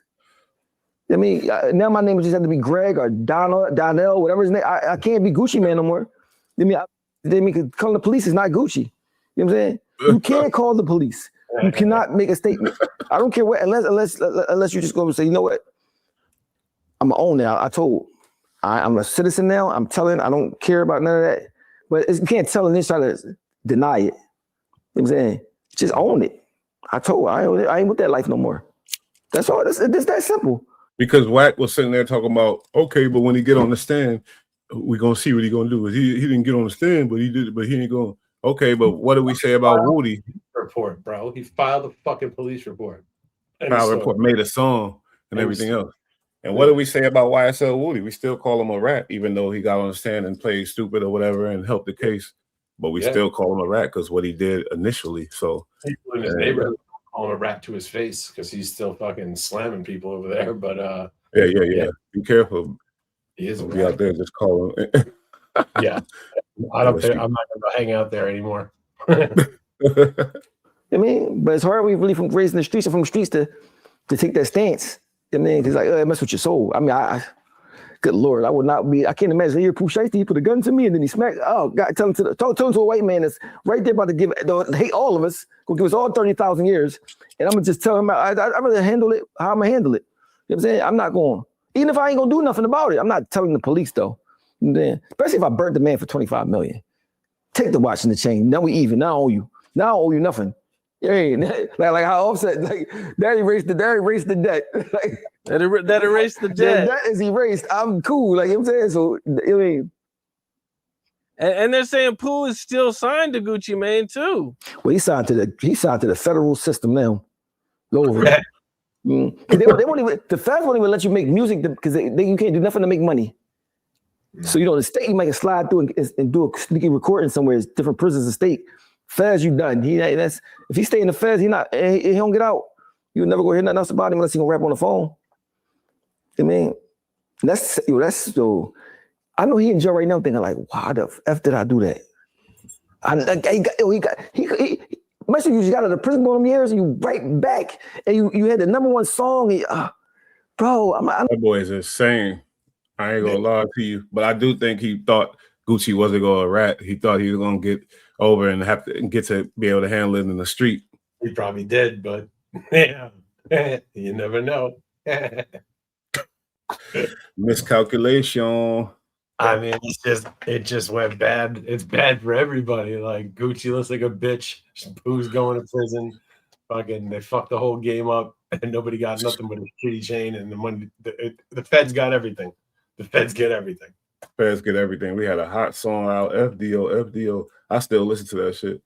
First day I said, fuck the feds. I just got out the bunk bed. That song hard. Now, you feel me? It's all over now. But homies came at me sideways about the rat. Sorry, buddy. Okay, he's not a rat. Then he's a snitch. Like I said, same shit. Fuck out of here. Fucking dirty Herb. Straight lame. We speak real. And go back to every episode. We ain't gonna sugarcoat nothing here. Fuck out of here. And I was a fan of Gucci Mane. But like I spoke on before, evidence come out, then you go back and start doing research and start peeping the shit he did. Like, wow, like, wait a minute, he never was good type shit.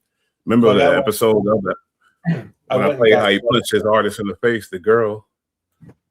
Yeah, that's fucking, that video was wild. But like I went and got caught up in liking rappers that turn around and disappoint you by doing foul shit and stupid shit, and athletes doing stupid shit.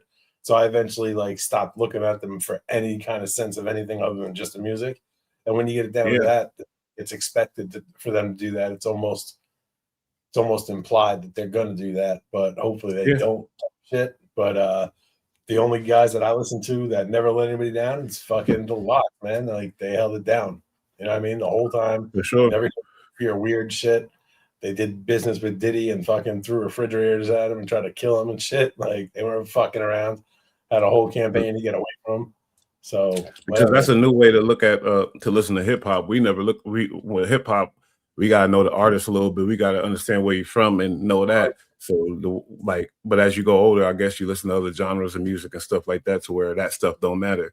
But the way, like the traditional way with hip hop and the East Coast, all that stuff matters. Now it's different. I get it, but you don't just listen to something. Like listening to something different is kind of like hanging out with someone you don't know. Mm-hmm. You know if you can rock with that because like they might turn out to be a weirdo the next week. Exactly. Weirdo like the guys we talked about, David, Somali, these dudes. All those little creepertons. Yeah. And the guy got the nerve to tell me that he's not a rat. Yeah. If he was an office man, businessman, you're right. He's not a rat. He came in the spot, straight business. He's not a rat. He's supposed to do that. Whatever. Next, he's gonna say David's not a child rapist because he just killed the young girl. Yeah, that's probably exactly. Oh, he's not that. A child rapist is someone who murderer. Insane. So hold up, stop. Like, guy's a rat. He went to the police. Okay, if he's a civilian, whatever, he still snitched on someone. And they say, "Oh, he's supposed to be from the streets. His music is rooted in the streets. Why would you then turn around and go to the police when your artist from the street comes and does some street shit to you? Like, what are you, fucking stupid?" Facts. Look at this guy. Look at this guy here. Let me show you some history here. Give a shit about a pussy ass nigga, a pussy ass hoe. It's Gucci man, LaFleur, my chain look like rainbow. Shawty looking at me, I think the nigga monkey. I think he don't like me and the way my click thugging. Gang banging, nigga. That's the beginning. He's a rat. Look, in that time, he ain't think he was gonna be a rat. He didn't know. He didn't know he's gonna turn out to be a Reezy. Black eyelashes on the bar like my beeper. Gucci man, a flare, hear me beef out your speaker. Me and Juice man, tell them what to do, man. Used to be on Boulder Crest, snatching in the trash can. Yeah, you done heard about us. 30 minutes ain't never finna catch the damn bus. Now, any dude that rap like this cannot say F the streets. Yeah, Any no, dude that it's strictly gangbanging street thug shit. Like that's what you put out. I get it. That was years ago, and he's not on the same time. But his music hasn't really changed all that much. He's still talking some shit.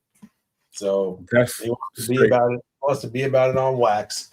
But then when it comes to the street, he wants to be a civilian, and it don't work like that. You can't sit the fence. It's one way or the other. And now he's labeled a rat. People are going to label him a rat. Like if he gets involved in going to prison, he's already a rat. Bottom line, that's where it matters. That's where it really matters. It doesn't matter out here. He's got money. No matter. You know, it's just he's somewhere. He don't have to see nobody calling him a rat. He don't have to even turn off nothing about comments and you don't see it. And fucking, he's out there getting money still because people still going to buy the album. Young people still buy the album. Girls still buy the album. They don't give a shit about none of that stuff. And so he's going to get his money, but if you're labeled a rat, you're labeled a rat. It is what it is. Some people can say you're not. If others do, that's what it is. That's what it is. I'm surprised Jeezy never got indicted for that thing because he gave everything to the feds. He gave everything up to the feds. He's the one that got away. He gave the cars up. He gave the money up. I'm not talking about for the drugs. I'm talking about for the allegedly sending somebody at Gucci and shit. Oh, sorry. And Gucci was like, basically saying it in songs and everything else. Really? I honestly didn't even hear about that. You don't remember that? Okay. No, I don't. That's crazy. That's crazy. Did it ever get figured out, or is it still just circumstantial?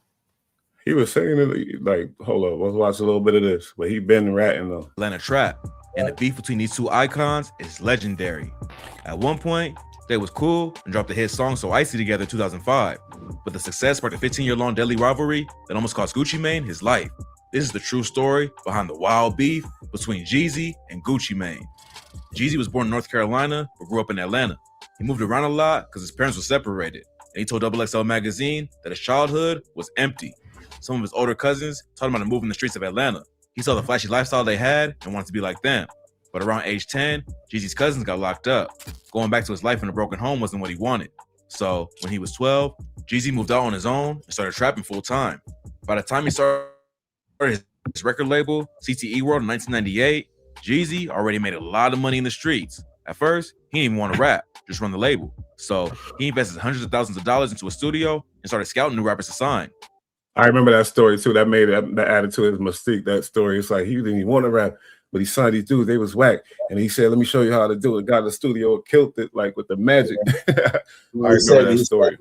He said when he got in the booth the first time, people were kind of clowning on him because like he didn't even know what the fuck he was doing. Yeah, and, like they weren't really clowning on him, but like he felt like maybe they might have been talking shit. And then he disappeared for like 4 hours, fucking smoked mad weed, and just wrote that shit and came out together. Huh? It's crazy how he was able to do that. That drug dealer image that his big homie Jay-Z created. Bro, because Jay-Z is behind some of the shit, and Diddy too, both of them. But Jay-Z is behind him. Things like that.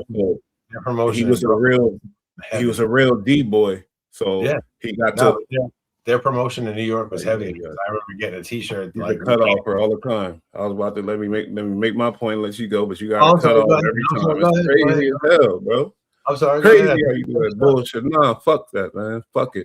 I'm just saying. I'm sorry. Anyway, the reason why, as I said, he was able to jump into it because he was a real D-boy, and that image that was already created of the real D-boys, and we talked about authenticity that the streets want, and we already looking, we know who's all real. You feel me?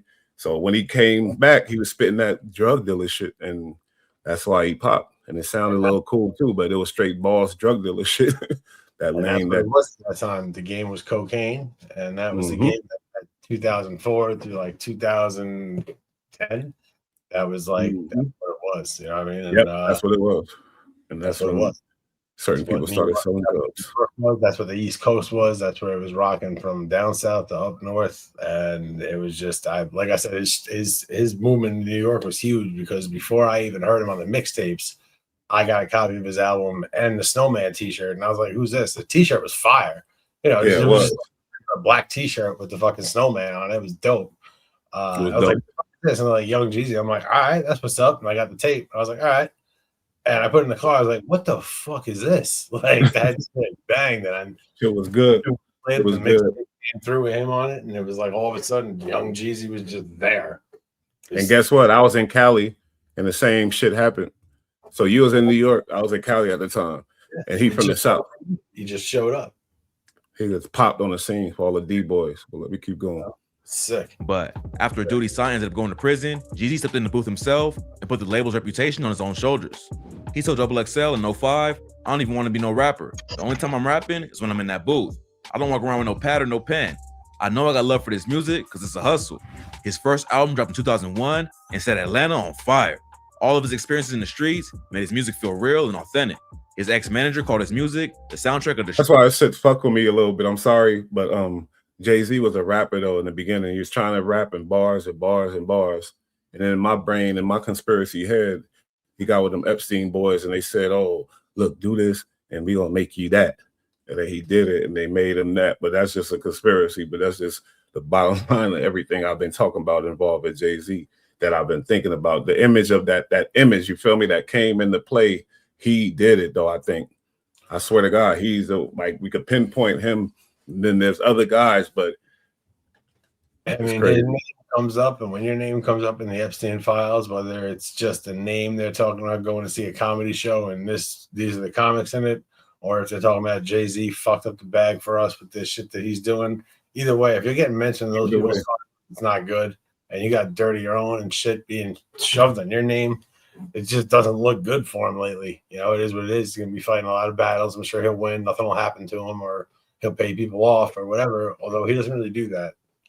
You know, he's not really big on settlements. He says no settlements. So we'll see what happens. But he's going to have a super strong legal team. And NWA was spitting gangster, but then they had this song called Dope Man, and they was really, allegedly, the lyrics say they down in the Dope Man, but they still making them sound cool, though. They're like, he's got a dope man type well, they shit. made him sound cool, and then they explain what happens in the end. But yeah, at the time, it's like they made him sound cool, though. But then but it was a part that was kind of part of it. But that brought the gangster shit and the guns and killing each other. But then the drug dealer shit to make that look fly. But NWA talked about drug dealing, but they didn't talk about it like in a good way or anything like that. They weren't like, that's what I'm saying. They were saying that I mean, I really do. It's kind of cheesy the way they put it in the movie, but it's like, you know, we're not promoting gang violence and gang culture. We're reporting on what's going on in our streets because the news doesn't, and it's very true. It's very true. They're just talking about what they see, and these were kids, man. They were yeah, but the tricky part about it is their image, you know, and the bad. That's the tricky part of what the kids that tricks the kids. Still, you look bad, you acting bad, you got attitude. Your niggas with attitude. Gangsters back then. Everybody had a Jerry curl with the prison blue type shit, like represent your town, born and raised in Compton. That was the gangster shit pushing. That was pushing that. Yep, throwing the set and all that shit. So Man, yeah, I mean, look, it's tough because it's like you're an entertainer and you have a certain crowd of people you need to appeal to, and you want money. You're a broke kid from the hood. Yeah, but not even that. Not even that. You want to get your music out. This is what you're doing. People are fucking with it. Yeah, you're getting money out of it, but you just enjoy doing that shit because they like, well, not Eve, but the rest of them love music before they make any money, you know? But yeah, you just get caught up in it, and then the image get caught up, and the money rolling, and it's tough not to feel like the man when you are looking like the man, and then you're talking that gangster shit. That's how Tupac got caught up. His little thespian ass wound up playing a gangster and never came out of his juice roll and got murdered for it. That's crazy though. But yeah, they start playing roles. I think they get caught up. Was he playing a gangster or he wasn't playing a gangster? He was playing a friend, and the gangsters was playing the gangsters. You can't think, oh, he beat up my boy or you stole my boy chain. Oh, let's go beat his ass. That's some regular tough guy shit. But then the gangsters said, "Oh, you think you'll whoop somebody ass and think it's all cool?" And they came and killed them. But the tough bike in New York, that's right to be a tough guy. Oh, let's get him, whoop his ass, boom, it's all good. But out there, and now even out here now, you got to watch because you don't know who's who and what's what. But the thing is, I think Pac was a tough guy though. I ain't gonna say because, say tough, but there's that interview with him in high school where it's long before he's going to be Tupac Shakur. You know, it's long before he had a rap career or a movie career because he was a great actor. You know, he played great roles in several movies. He played different roles, so it wasn't just one. He played a gangster real well. You know, he played that. He played like a deranged, like psychopath, street villain really well in Juice, obviously. But like the interview with him when he's in high school, he went to a performing arts high school. He started out as a background dancer for EPMD, right? And when he was in his high school, they're doing plays, musicals, making music, dancing, all that kind of stuff. And he's around other people that are into the arts. So I imagine there was a fair share of, you know, maybe gay people there or, you know, effeminate men because they're more into the arts and dancing and whatnot.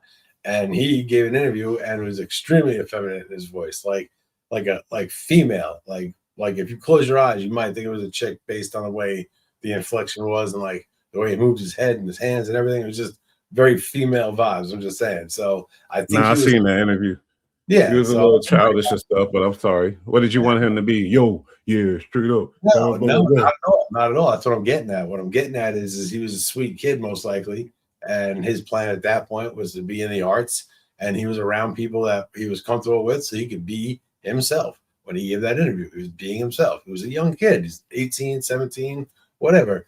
But that's who he really was. And then as he got into the music industry and acting, you know, he found out he could play different roles. And I feel like between the music and the acting career, he kind of became like Bishop from Juice almost a little in his mind and just kind of started portraying that he was this gangster, which I'm not saying he wasn't about it or he wasn't like, you know, a thorough dude. You know, I'm not knocking him. I'm just saying like he wasn't a gangbanger until he was like 24 years old and was like selling music out in LA.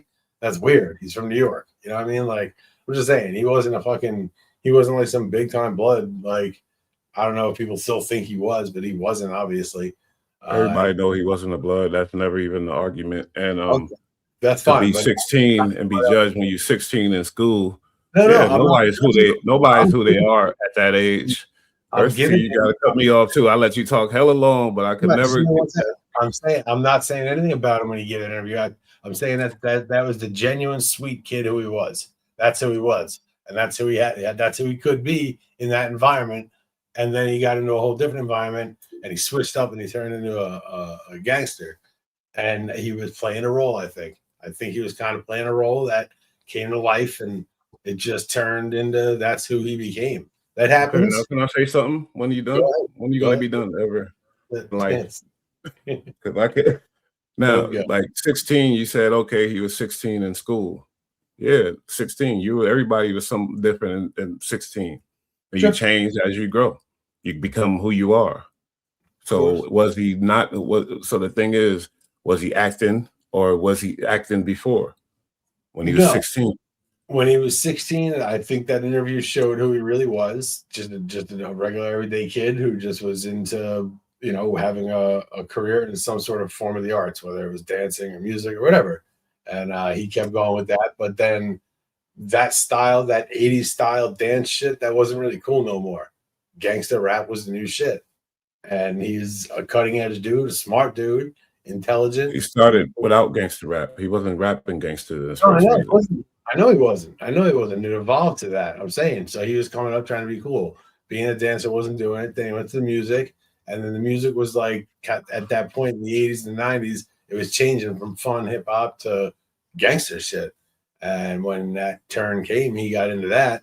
And that's when his image really took off. And he became like, you know, Tupac, man. That's who he became. His whole image was nuts.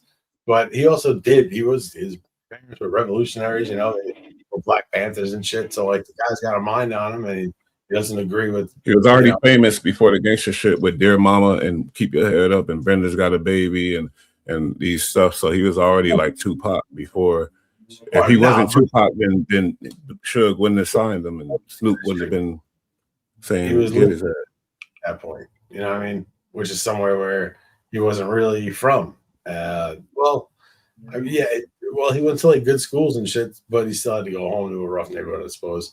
Yeah, I don't know. I just think that we saw the real him in that interview when he was a kid, and I think he was playing more of a role towards the end. Yeah, but everybody judged him for what he did later. But guess what? If you was in the crew of your boys and you started fucking tough guy running around and something happened type of shit and you reacted and beat somebody up, not knowing the severity, it could happen to any of us East Coast guys. Sure. No, look, so Tupac, it's not like Tupac's a real one for sure. Like that dude those cops would beat on those people and he killed them. And he won in court. What I'm saying. No, he shot him. He shot him, whatever. Or whatever. That's hardcore. That's hardcore. Because I can't say I would have did that. Nobody could have like shit. That's crazy. Like if the police are beating somebody, they probably deserve it. And if not, shit, I'm not shooting a cop over that. Hell no. And the nerve of even Wack to say something about Pac. Wack, you would never do nothing like that. You're guaranteed ever.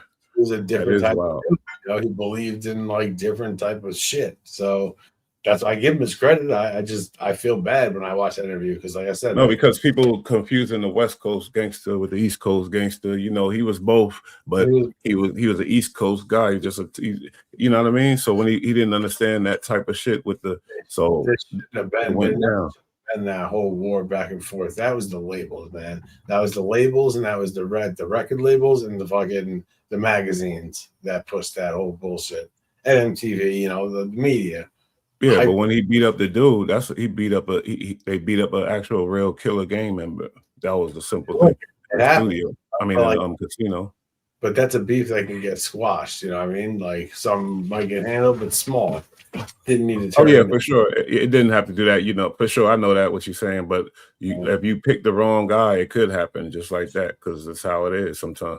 And then you're a famous rapper too, so it's like if you get shot and live. Yeah, but I guess because I put this in the title, the reason I said Gucci been rapping is because of this story. And this guy ain't getting to it, so I gotta. Well, let me just let it go. Streets. Jeezy was plugged in with clubs all over the city, so his songs got played everywhere. And his first 2 albums built up enough buzz that he was able to sign with Bad Boy Records in 2004. Around this time, Gucci Mane was just starting to pop off in Atlanta. Like Jeezy, he was in the streets way before he became a rapper. His dad was on the run for selling crack and heroin when he was born, and Gucci ended up following in his footsteps. When he was 9 years old, he moved to Atlanta with his mom and half-brother. At first, they stayed with someone his mom met at church, but later had to live in a motel after they got kicked out. They hood was full of crime, and it didn't take long for Gucci. I lived in a hotel too, motel with my mama. That's some real poor shit. That's some, yeah. To get sucked into the street lifestyle. He started off selling weed with his brother. In the 8th grade, he used the money his family gave him for Christmas to move up to selling crack. By the time he reached high school, he was a full-time drug dealer. Even though he was trapping every day, Gucci still got good grades in school and was a pretty normal student. But after getting robbed at gunpoint when he was 15, he started carrying a pistol and things started turning up. Damn. Boy, been getting robbed. He's a victim. He get robbed all the time. He's got that victim talent. Giving it up quick. Yeah, this video is old. This video is before his recent robbery.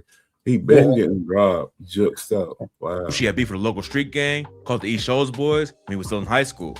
Apparently, most of the East Shows dudes was grown men, but Gucci was pushing big weight, which made him a target.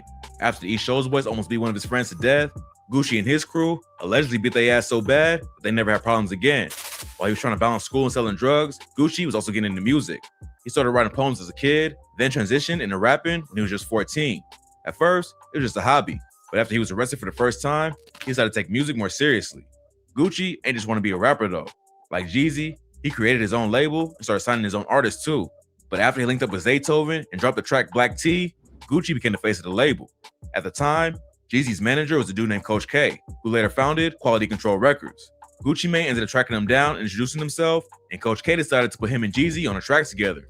When Gucci found out about the collab, he called up Z.David, and the two of them got to work. Z.David is an Atlanta legend responsible for developing his iconic trap sound. But at the time, he was just a part-time producer who had a day job as a barber. He was cutting hair when Gucci called him. Z.David is the one that produced that new song, and that's why Gucci messed with him, because he was the first one to put him on. That's what's up. Shout out to Z.David. do a track with them. So Z.David met Gucci at his mom's house and made the beat in like 5 minutes. The song was called So Icy, and Zay knew it was an instant classic. Gucci and Jeezy was both popping at the time, and this track made him blow up even more. Even though it should have been a win for both of them, rumors started going around that there was beef behind the scenes. Some said that Jeezy was mad the song was going to be on Gucci's album instead of his own. Others claim Gucci was upset with Jeezy because he didn't want to perform So Icy live with him. Whatever happened, their relationship ended as quickly as it started. Around a week after So Icy dropped. You good? You gotta go. You good? No, I'm good. I'm just looking for my phone. I got. Yeah, right. I should have close up you what was going on. Just let that play for a minute. You sitting there out. I'm listening because I don't know the story. Jeezy took shots at Gucci on a diss track called Stay Strapped. In the song, Jeezy puts a $10,000 bounty on Gucci's chain. Gucci clapped back with the track Round 1, where he downplays Jeezy's street cred and called him Big Meech's. The two of them went back and forth for a couple of weeks. Then, on May 19th, 2005, the situation went from rap beef to murder. That night, Gucci brought home a stripper from the club. While they was in bed, 5 dudes broke in armed with guns and brass knuckles. It ain't clear exactly what happened next, but Gucci ended up shooting and killing one of the men while the rest of them ran. Then, he allegedly buried the body in the woods behind a local middle school. A warrant was put out for his arrest, and Gucci eventually turned himself in and had to face charges for murder. He told the interviewer, "I just want to let everyone know I'm not a murderer. I was upset. I was scared a little bit, but I had to do what I had to do. You got to be a man about it. I'm not a bad person. I have remorse for everything that happened." It was clear that Gucci wasn't some cold-blooded killer looking for a chance to murder someone, but that didn't mean he wasn't prepared to defend himself. He talks about how the event gave him PTSD, but he still used it as an opportunity to diss Jeezy. The man he killed was a dude named Pookie Low, an associate of Jeezy who was signed to his label. While Jeezy denies being involved, many believe he paid Pookie and others to rob Gucci. The murder charge against Gucci was later dropped because he acted in self-defense. But the murder only intensified the beef between the two rappers. Over the years, he dissed Jeezy over the failed robbery on multiple tracks. On his song The Truth, he raps, "Go dig your partner up, but he can't say shit. And if you're looking for the kid, I'll be in zone 6. I know it's hard for you to sleep knowing you killed your homeboy. You left a son to be a bastard, won't even raise your own boy." But luckily, the beef stayed in the booth. In 2009, Gucci tried squashing the beef during a radio interview with DJ Drama and Jeezy. He called a truce and said, "I just like to say, it's way bigger than all of us. I feel like the way the city's been supporting all 3 of us, they deserve this. It's about that time, man. We're getting older, growing, so let's do it for the city." The truce ain't last long though. In 2012, Gucci said he wasn't rocking with Jeezy anymore because of his fight with Rick Ross. Jeezy clapped back and said, "Man, everybody knows that boy's retarded. He has an ice cream cone in his face. Let's be for real." After this, the situation settled down for a while, but the beef was still active. That's why it was such a shock in 2020 when it was announced that Jeezy and Gucci Mane was going head-to-head on Versus, the web series created by Timbaland and Swizz Beatz. Versus has already featured several big artists like Alicia Keys, Snoop Dogg, and Nelly. But having Gucci versus Jeezy was something different. Their rivalry is one of the biggest in hip-hop history, and after 15 years, they was finally gonna be in the same room again. During the battle, they each played 24 tracks. Jeezy played his old hits for the most part, but Gucci ain't hold back on rapping about issues from the past. He even performed The Truth, referencing how he killed Jeezy's homeboy after he tried to rob him. After Gucci played The Truth, the situation was getting heated, and it seemed like someone was gonna pop off. But Jeezy took the high road and explained why he invited Gucci in the first place. "When I said I wanted to do this shit for the culture, that's what I wanted to do. I wanted to show you that the world care about what the we got going on because we are the culture. You feel me? Me and you, where we come from, what we've been through." Gucci was dry snitching. He was dry snitching. It seems like he's like on a campaign to step away from the streets and be a straight normal dude, I guess. Yeah, that's what it is, man. Is he allowed to do that in your opinion? Do you think? Yeah, he can. What am I gonna do? What the hell? Like, No. I'm asking, like, what do you think of the situation? Will he still be cool? Like, I don't know. He won't be cool with me. Like, I don't respect that. But obviously, I want him to live his life and go ahead and do his thing. He's, rich, successful guy. Is he folding his flag, or is he just like kind of like a hype man for them? Who? Gucci? Yeah, because he got dough, so like he still reps the gang, but he's not really involved. But he's got dough. I don't even know any gang accepts him no more. I doubt that. I think he off in the mountain with his girl, chilling, trying to chill. But I know his brain is fucking with him. trying to get the Wi-Fi to work. Yeah, he got to be fucked up in the head. I ain't gonna lie, like a little bit. Yeah, I would say so. I would say so. And that's the thing with all these guys too. Like when these kids are out there doing these crazy things in the streets, man, that stuff stays with them. You know, like you're 14, 15 years old racking up hats. That's bad. You know what I mean? Like you're gonna see those faces for the rest of your life type shit. Oh man, kids that go that route and wind up becoming shooters is really, really, really sad. And like we were talking before, like you would think that they would by now have come up with some sort of way to at least lower the numbers, and it seems like it's getting worse. It's just 16-year-old just got killed today out here in the Bronx, right here. Yeah, that's some gang shit. Definitely some gang shit. That, or it's a good kid who got caught in the middle of some gang shit. Yeah, you know? Crossfire bullshit. Man. But it's sad. It's sad. It's tough to be a young kid out here these days because people are fucking wild. Back in the day, if somebody had a gun on them, you know what I mean? It was kind of a big deal, you know what I mean? But like now, they're everywhere. Nothing. They're like nothing. Like last nothing. thing on this note. Shit, it's not last video. It's not 30 cows and shit like that. Like it's heavy equipment sometimes too. Heavy artillery. It's just fucked up. They're dead wrong. So and everybody in the neighborhood know that, so ain't no going around that. Even with the murder, even though it was self-defense, do you ever think about that? And you think like maybe I could have handled that different, especially when you did like the diss record. He needed to be in the ground. Put his ass where he supposed to be. He tried, man. That's the old Gucci still there. Nah, that's the truth, man. Yeah. You know, if somebody comes to you, try to kill you, you know, and self-defense. Mm-hmm. So somebody try to kill you, you know, you gotta do what you gotta do. You gotta do, absolutely. That ain't what I want. You grew up listening to Gucci Mane, much like myself. That ain't what I want to play, but it's all good. Cause y'all get the point. You could find plenty of videos of him talking about, this and that. But we all put that, you know, Guwap, you went out bad though. It's sad. And the reason why I'm talking about it like this and so in depth all the time because it hurt my feelings too, nigga. You know what I mean? As a fan of this nigga. Yeah, we spoke about him several times. He's entertaining dude and fucking it sucks. Like all of our favorite people wind up not being here anymore. That's how it goes. All of our favorite people of the show just wind up disappearing one way or another. New York, we pretty solid though, for the most part. Yeah, but I mean, yeah, for sure. But just like, you know, just in general, like prison bids and fucking rest in peace, death and shit. Like, who knows? If people just on a lamb, like, just seems like everybody that we root for is always on the run or going to prison. They're entertaining, I guess.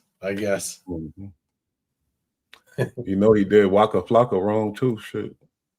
Waka Flocka is still the craziest name in the world. And Waka put him on him. Waka blew him up. Waka was a big artist. He did him wrong too. Yeah, Waka smells good. He was way out in front of Gucci, right? Like way out. Oh yeah. Be a sponsor read from the this last is him? video. I just Oh, yeah. remixed it with a Waka Flocka type beat and ad libs, and I swear. Yeah, he did Waka wrong. But anyway, what else is up? You good? Yeah, chilling, tired. You working tomorrow? Yeah, of course. It's gonna be Back cold. at it. It's gonna be cold tonight, but it's getting nice out. It is getting nice out in general. Leaves are coming out, so it's about to be summer up in this bitch in like a week. I don't know because they said next week about to be freezing, but whatever. Yeah, now it's in the 60s for like a week or so, but then like once we hit May, bro, it's summer here. You know, like maybe we'll get a little bit of rain, but we'll see. It's gonna be good. We gotta go do some fishing. Definitely gonna do some fishing. That's for sure. Yeah, right. Shout out to Philly Young. Yeah, for flaming you in the comments. Even though you called me a goofy, fuck you. Shout out to Left Siders all the time and 90s underground hip hop. Yeah, shout out to the whole chat for sure. Man, I gotta stop smoking weed, bro. I'm shot. Yeah, like a clock. Did you hear any more about like what happened with this Louisiana, the Shreveport thing? Like what happened with this? I mean, 8 children killed. Mass shooting, Shreveport, Louisiana. 8 I mean, children. it was in 2 different houses. Like there's 2 houses, I guess, next door to each other or some shit.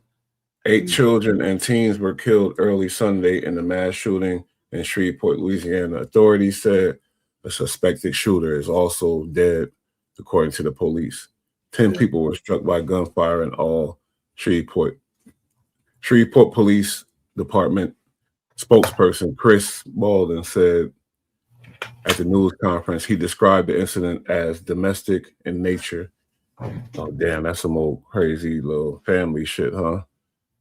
I mean, authorities believe at least some of those shots were the descendants of the shoot. What? Hold up. Authorities believe at least some of those shot were the descendants. Okay. Okay. It was good. But yeah, the ages of the deceased range from 1 to approximately 14. Damn. Police said none of the people killed or injured were identified by name. Some of the injured have been hospitalized, said Shreveport mayor. According to police, 2 adult women were being treated for serious injuries. 2 women survived, I guess. A teenager was also injured in the shooting. That's like 14 people. That's crazy. I wonder. Not considered life-threatening. Damn. Houses. So, like, what do you just run up in the house with like an automatic weapon, or just, like, what the hell? Like, because you would think that many people in 2 different houses next to each other hear the gunshots with the handgun, you'd run. Unless but where you gonna run when the bullets go through doors and shit? The shootings took place at multiple locations in the city. Okay, damn. Police said the suspect first shot a woman on the street. Oh, is it? Okay. Before going to a nearby residence where all 8 people who were killed were shot, according to police. One of the victims then ran to an adjacent residence, police said. Louisiana Attorney General that multiple law enforcement agencies are investigating the incident.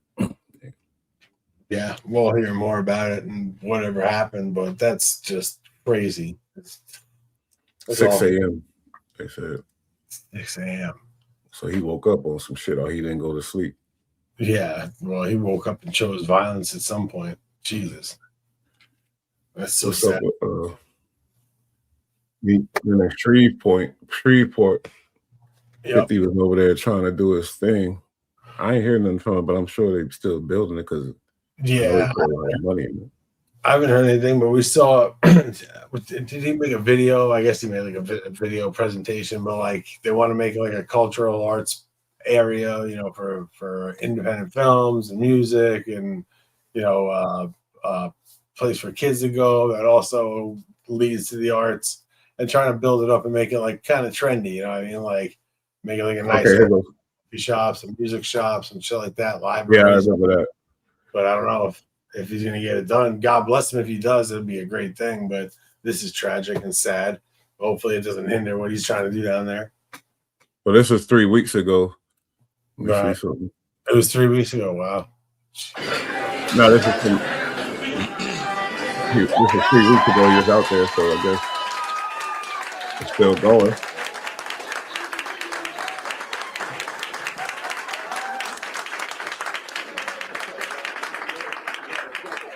Okay, this is gonna. I don't know. It might not affect them, but I don't know. But hopefully not. Husbands or boyfriends. 92% of women surveyed listed reducing domestic violence and sexual assault as their top concern. Domestic violence victims. I mean, it is obviously it's going to affect them, but I mean, like to the point where, you know, that's a small town. Like something like that happened. You know, well, I guess because things happen. It was an I mean, and people come through there. It's a tourist spot. You know, what I mean, it's like predators and shit probably go there too. Or so it wasn't like no gang violence or some crazy shit or something. Nah, it's just some bullshit. Like wrong place, wrong time, probably. But those things involved. You know, so I have I don't care. You know, and I'll look and you'll see like I'll have minor specks or disputes that you'll see. Those things will happen because those people were comfortable with things that were going on, or they accepted it. You know, and there's a lot of I don't want to go too far into the negative side of things, but there's a lot of people that are finding their way through others, like they're following people. You know what I mean? And they've been in the league for a long time, so they let them get away with a lot. You know, and I'm excited to be a part of the community and participate in a different way. And Tabitha was the right person to make the connections. So yeah, he locked in. He locked in Shreveport. So yeah, he all right. And that was some domestic stuff. Hopefully they still building the stages. Work is going on. Yeah, nothing to do with him. I'm sure he'll do something to help the families and stuff. I'm sure because that's the type of dude he is. But yeah, it's just sad, man. There's no reason for that shit. So psychopath, should have been a loony bin. We about to get up out of here. Yeah, for sure. Just real quick, like I think we did cover it. I'll have to look into it for the next show, but how Donald Trump said he wanted to bring back like mental institutions and insane asylums, you know, for all these crazy people that don't belong in jail and like need to be medicated and can't be on the streets, and then just turn them out there. So hopefully if that happens, less things like this will happen. We'll see. No more mental asylums, you saying? Like, I mean, there are like state, I don't think there's state hospitals like that, not for like mentally ill. I think they have criminally ill, you know what I mean, like the penitentiaries, but now they don't have like crazy houses anymore, like nut houses, you know, like they closed the one in Willowbrook, they closed them all over the place, the one up by me, Letchworth, they closed all that shit like a long time ago, like back in the 80s, and like they just threw people with severe like disabilities and shit on the street, like crazy. Well, they definitely need to open something because we need you to have a place to go. I'm just playing. It's your boy Bud. Talking about myself. Crip Mac said he's leaving town. What the fuck? Oh, what's up? Is he even allowed to leave town? Huh? Oh my god. Your ass about to go to sleep. But hold on, let me see something. I'm shot. He take people to jail. We don't really give a what you like. Jail, mother. Oh, what are you doing? So this is Okay. Zootown, duh. Instagram at Zootown, Boston, _, Zootown, .LA, Zootown, Boston. And then you got he's like a big ass violent kid. See, Mac is bad. He is. He's entertaining. Hopefully he can keep himself out of jail and do some right shit and make some money for himself and his kid and shit, but we'll see what happens. Indeed. Anyway, until next time, shit. We up out of here. Another BullRad epic reaction. Yeah. It was a good one. Salute to everybody in the chat and tune in for the next one. That's a fact, Jack. We out. Peace. And remember one thing though, pain is inevitable. But suffering, see, that's optional.